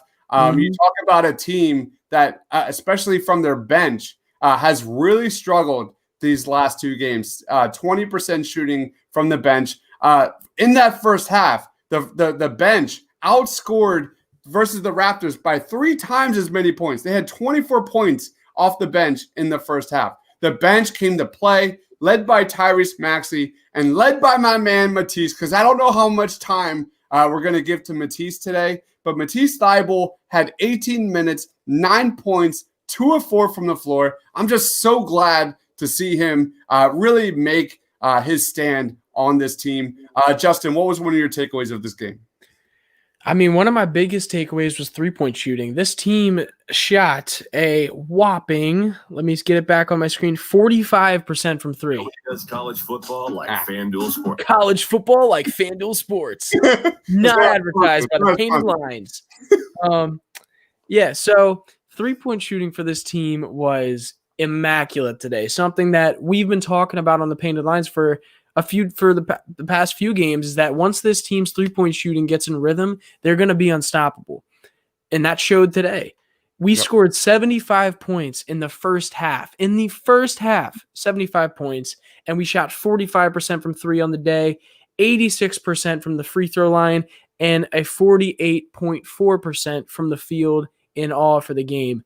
That in general, those percentages, we're not going to see those every game, but the fact that we had this much of a lead throughout the whole game should show that even with a little bit of a percentage drop on the three-point shots, this team's going to be immaculate when they're shooting. Yeah, I love what you saw from the team with fast break points. 18 fast break points compared to 2 for the Philadelphia 76ers. They outscored the Orlando Magic 44-42 in the paint. They out-rebounded the Magic 54-48. But we got to talk about some of this starting lineup, which was bananas tonight. The starting lineup for the Sixers was bananas. It was crazy versus the Toronto Raptors, even more so led by Tobias Harris, Seth Curry, and Joel Embiid. 62 points combined from Tobias Harris, Seth Curry, and Joel Embiid tonight. What was your take on this starting lineup? Take on the starting lineup. I mean, it looked like it had flow today. Something that we talked about a lot is that the starting lineup just doesn't look like it has some flow and that offense yet. And you saw today with Seth Curry, Tobias Harris, and Joel getting in a really nice flow. Ben Simmons as well. And although Ben didn't have a lot of points today, he had 10 assists and 8 rebounds. He also had 2 steals and was perfect from the line. So something that you really got to something that you're going to see throughout the year that will make for really good games like this one is Tobias Harris and Seth Curry going off. Those shooters. Tobias Harris went 3 for 4 from 3. Seth went 5 for 7 from 3. So that when you have your three-point shooter shooting like that, it's going to be a really good game, especially for a guy like Joel down in the paint. So all around for the starters, great day. And I'm going to piggyback off of that because throughout the season, all we've heard was that, trade Ben Simmons, trade Ben Simmons, trade Ben Simmons. The fact is the Sixers shooters haven't been making their shots. The Sixers have been given wide open shot after wide open shot after 4 games. And that showed today because you look at the Sixers starters, they shot 11 of 18 from 3. 11 of 18 from 3 from the Sixers starters, led by Seth Curry, who was absolutely terrific. And just like you said, Justin, the spacing, the flow, everybody seemed to know their spots, get to their spots. It was one of the most offensive, impressive performances I've personally seen since that Christmas Day massacre against the Milwaukee Bucks. And it was just one of those first halves that I haven't had that feeling since then. And I think Dunder Dude sums up exactly what you're saying really well right here. And something that's an interesting comment that I found right here was Ben held Markelle Fultz and Aaron Gordon to a combined 15 points on the game. I don't know if you remember what you were saying earlier in the game, but what were Markelle and Aaron Gordon's points per game stats for the season so far? Markelle was 18 points a game. I'm not sure about Aaron Gordon. But just right there, as you find Aaron Gordon right now, holding Markelle Fultz itself to under that 18, not that anybody didn't expect that, but come on. Ben Simmons, if he is not one of the best defensive players in the league, come on. Ben Simmons coming for a defensive player there. If there was one thing to learn from this team, I'm sorry, all the Ben Simmons haters. They're probably coming at me within the next few minutes. But the truth is, Ben Simmons is making noise for Defensive Player of the Year. Aaron Gordon shot 1 of 8 from the floor, Fournier 1 of 3. Just this guy continues to just dominate defensively, and no one talks about it. No one talks because it doesn't fit the freaking narrative that exists in Philadelphia sports media, and it's sickening. The narrative. Everyone that talks negative on Ben Simmons, you don't watch the game, and you don't know what you're watching. Period. The narrative for Ben Simmons right now is that he doesn't score 20 points per game. He's terrible. No. You can't even give the narrative that he doesn't shoot threes anymore. After today. Yeah. Yeah. Ben Simmons hits a 3 and Dwight Howard hits a 3. Who would have thought that? And one thing I want to say, I put this up on my Twitter. If you want to go follow me, I'm at J_Persichetti. Should be up on the screen right now. I put out that who would have thought after 5 games of the season, Dwight Howard and Ben Simmons would be shooting 100% from 3. You mean you saw them after the season opening win versus the Wizards? Literally, what did they do after the game? They stood after the game and took 3-point shots. Yep. Dwight Howard and Ben Simmons and Danny Green, although he has not been shooting very well for this team so far this season, has been somebody who has been constantly pressuring Ben Simmons in the media to be shooting those jump shots. So it's interesting that already I feel like you've seen a more confident Ben Simmons this year when it comes to taking some shots that he may have been uncomfortable with in the past 2 seasons. Yeah. So that's exciting to see. You love seeing that coming from him. Mm-hmm. Yeah. Yeah. There's just so many positives to talk about in this game. We didn't even touch on Tyrese Maxey, but let's just roll into your player of the game. Who's your player of the game? My player of the game, and I think it should be obvious, is Seth Curry. Seth Curry I believe he had 21 points. He had 3 assists, 1 rebound, 7 for 12 from the field, 5 for 7 from 3, which one thing I want to point out is a lot of people have been saying that they want him to take more 3-pointers. Well, today he did that. He took 7 shots, made 5 of them. If he can do that throughout the season, man, is this team going to be dangerous. He also had 1 steal. He only had 1 foul. And being that this is a guy that Sixers fans were a little worried about coming into the starting lineup this year, being about his his lack of defensive ability, just because of pure size, weight, speed, everything, has been doing a really good job, especially in the past 2 games. I know last game, I think he was plus 21, or it was between plus 21 and plus 23. This game, he's plus 20. He's plus 24 on for the game. So Seth Curry, by far for me, is the player of the game. Sure, he wasn't playing at the end of the game I don't think he really played much in the second half, but who needs to when you facilitate a almost 40-point lead in the game? But yeah, so Seth Curry for me by far, and honestly, he's been playing well this whole season. I have 2 player of the games, my heart and my head.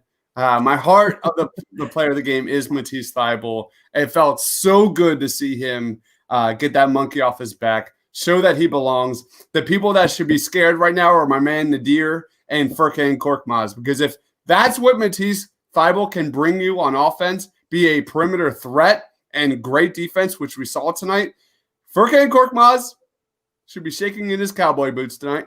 But let's talk about my player of the game, and that is Tobias Harris. You look back since the season opener, 79 offensive rating, 131, 117, 116. He was absolutely dynamic tonight on offense, 20 points, efficient. He was a team leading plus 30. He had 9 boards, 3 assists, a block. I've just been blown away, especially by his defense. He had one of the best defensive ratings versus the Raptors with an 86. Tobias Harris, man, shot 3 of 4 from 3-point range. That all came in the first half. When was the last time you saw Tobias freaking Harris take 4 attempts in the first half? He's kind of a lamb when it comes to putting up shots from 3-point range. You talk about Doc Rivers, that Los Angeles Clippers, Tobias Harris under Doc Rivers shot 41% plus from 3 in 2017, 43% from 3 in 2018. Could this be the evolution of Tobias Harris I'm not saying he's worth that $190 million contract. That is a different story. That's a different podcast. However, if this is the start of something we can start expecting from Tobias Harris in terms of taking that offensive load off Joel Embiid, Ben Simmons, and everyone else, massive. Just has a trickle effect on the entire roster. And something you saw with Tobias is that he was consistently making quick decisions with the ball in his hands. And being that was a big topic for him for the start of this season, you love to see it, especially from three-point territory, where I saw a few times in this game where as soon as he got the ball, he was chucking it. As soon as he got the ball, he was chucking it up. So that's something that you really love to see from a guy who's been looking a little timid the past few years on putting up shots. And he just looked a lot more comfortable today, just like he did yesterday. 2 days ago in the last game against the Raptors. So it's honestly, it's looking good for him right now. So I can't disagree with you on that pick of player. All right, let's go into how would you grade this team's performance, man? Dude, if you're not giving an A+, I don't know what basketball you're watching. I'm serious. And listen, I'm not somebody. If you've seen me on other podcasts, I'm not somebody who gushes about this team. I'm not somebody who sit here and says, "Oh, it's an A, a B every time they play." No, I've given C's already this season, and this team is already 4-1. So to me, this is an A. You can't, like, the defense was amazing. The offense was even better. The fact that we scored 75 points in the first half and the starters didn't have to play, I don't think they played any bit of the fourth quarter, should show more than anything that this team had an amazing game. I think how many points did we win by altogether? Someone throw me that down in the comments. But the ending score was not even close. 8. And what's up? 24. Yeah, we won by 24 points, and the starters didn't play any bit of the fourth quarter. And I believe the reserves played the whole fourth quarter as well. So that in itself should tell you that game grade as it is. I mean, this is Philly basketball. This is Philly basketball, baby. Come on. We look at the last you beat the New York Knicks 89 points. You sucked versus the Cavaliers, but you held the Raptors to 93 points, and then you held the Orlando Magic to 92 points. The Sixers are winning by defense. Come on, like, what more Philly is that? And it's just been something absolutely terrific to watch. And it's an identity. What's more important, what's happening right now, you look at the Eagles, you look at the Sixers' woes last year, they don't have an identity. The Sixers are forming an identity, a hard-nosed we saw a hard-nosed defensive squad. We saw when Joel Embiid went off the court and Ben Simmons was defending on the perimeter, what happened after that? They got swarmed by Dwight Howard's presence in the paint. Like, there were so many great things happening with this Sixers team. And I hope people will take it in and realize what's happening with the Sixers right now. And there's a lot of positives. There's a lot of positives. We see Shake being grooming for the starting role. That is definitely happening. It's just let's pump the brakes on all these James Harden trade rumors and just enjoy the ride. Enjoy the ride. The Sixers are 4-1. They beat a team that they never beat in Orlando ever. They beat a Toronto Raptors team that they never beat. Like, they have only beaten them 4 times in 28 games since 2013 in the regular season. They're showing fight. They're showing cohesion. They're showing chemistry. They're showing that they're finally starting to give spacing to Ben and Joel. There is a lot to love about this Philadelphia 76ers team. Something I want to talk about quick is the defense specifically, because we've touched on the defense for sure, but we were gushing about the offense. The defense this game had – sorry, I lost my spot. The defense in this game had 10 blocks, 7 steals. They made the Orlando Magic only turn over the ball 11 times, but when you're scoring that many points, you don't really need to get that many turnovers. We also only turned the ball over 14 times. Now that's a good game for the Sixers. If I'm not mistaken, last game, what was it, like 16 or something like that? Yeah. But what you love to see is 5 of those came from the starting lineup. When Ben Simmons and Joel Embiid have 2 turnovers combined, I guarantee you, like that's an automatic win. Yep. And this is really true. And we talked about this a little bit, Dunder, in the fact that the starting lineup and even the bench is looking a lot smoother. Looked a lot smoother this game. And I talked about this pregame a little bit as being something I'm really looking forward to throughout the season. Is this team has been looking good even when the offense hasn't been. Yep. And once this chemistry grows and once the just the flow of the offense improves, this team, in my opinion, is going to be unstoppable for a lot of teams. Yep. And even going to a guy like Danny Green, I know he's getting so much hate. It's like he's one of the most like talked about guys on that starting lineup. Danny Green, defensive rating is terrific, third best on the team. There are pieces in place right now. It's not a complete puzzle. They're probably going to make a move in the trade deadline, but the pieces right now are forming into a team, an identity that really plays and excels by defense. Who doesn't love that? A Philly sports fan. I'm mid-30s. Who doesn't love that? This is a fun team to watch. Stop with the James Harden trade rumors. Enjoy it. Let's go. Plugs. You're up, man. All right.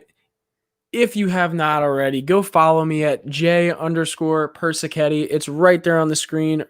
Let me see if I can point to it right there. So go follow me on there if you'd like. Also, go follow the Painted Lines on Twitter and Instagram. I help run both of those accounts. Subscribe to the YouTube channel, please. We are trying so hard to hit that 3K mark. Our goal this month was to hit 3K before New Year's. So it's New Year's Eve. Dabs, you know how close we are right now? So close. I haven't checked. So I don't know. I know earlier today he said we were about like 90 some people away from hitting that 3K mark. So if you can, please help us hit that number. Go share us on all your socials. You know, you guys see it right now. We give the most objective content we can about the Sixers, and we tell you how it is. We're honest with you. So go follow us on YouTube and all our socials. Awesome. Thank you, Justin.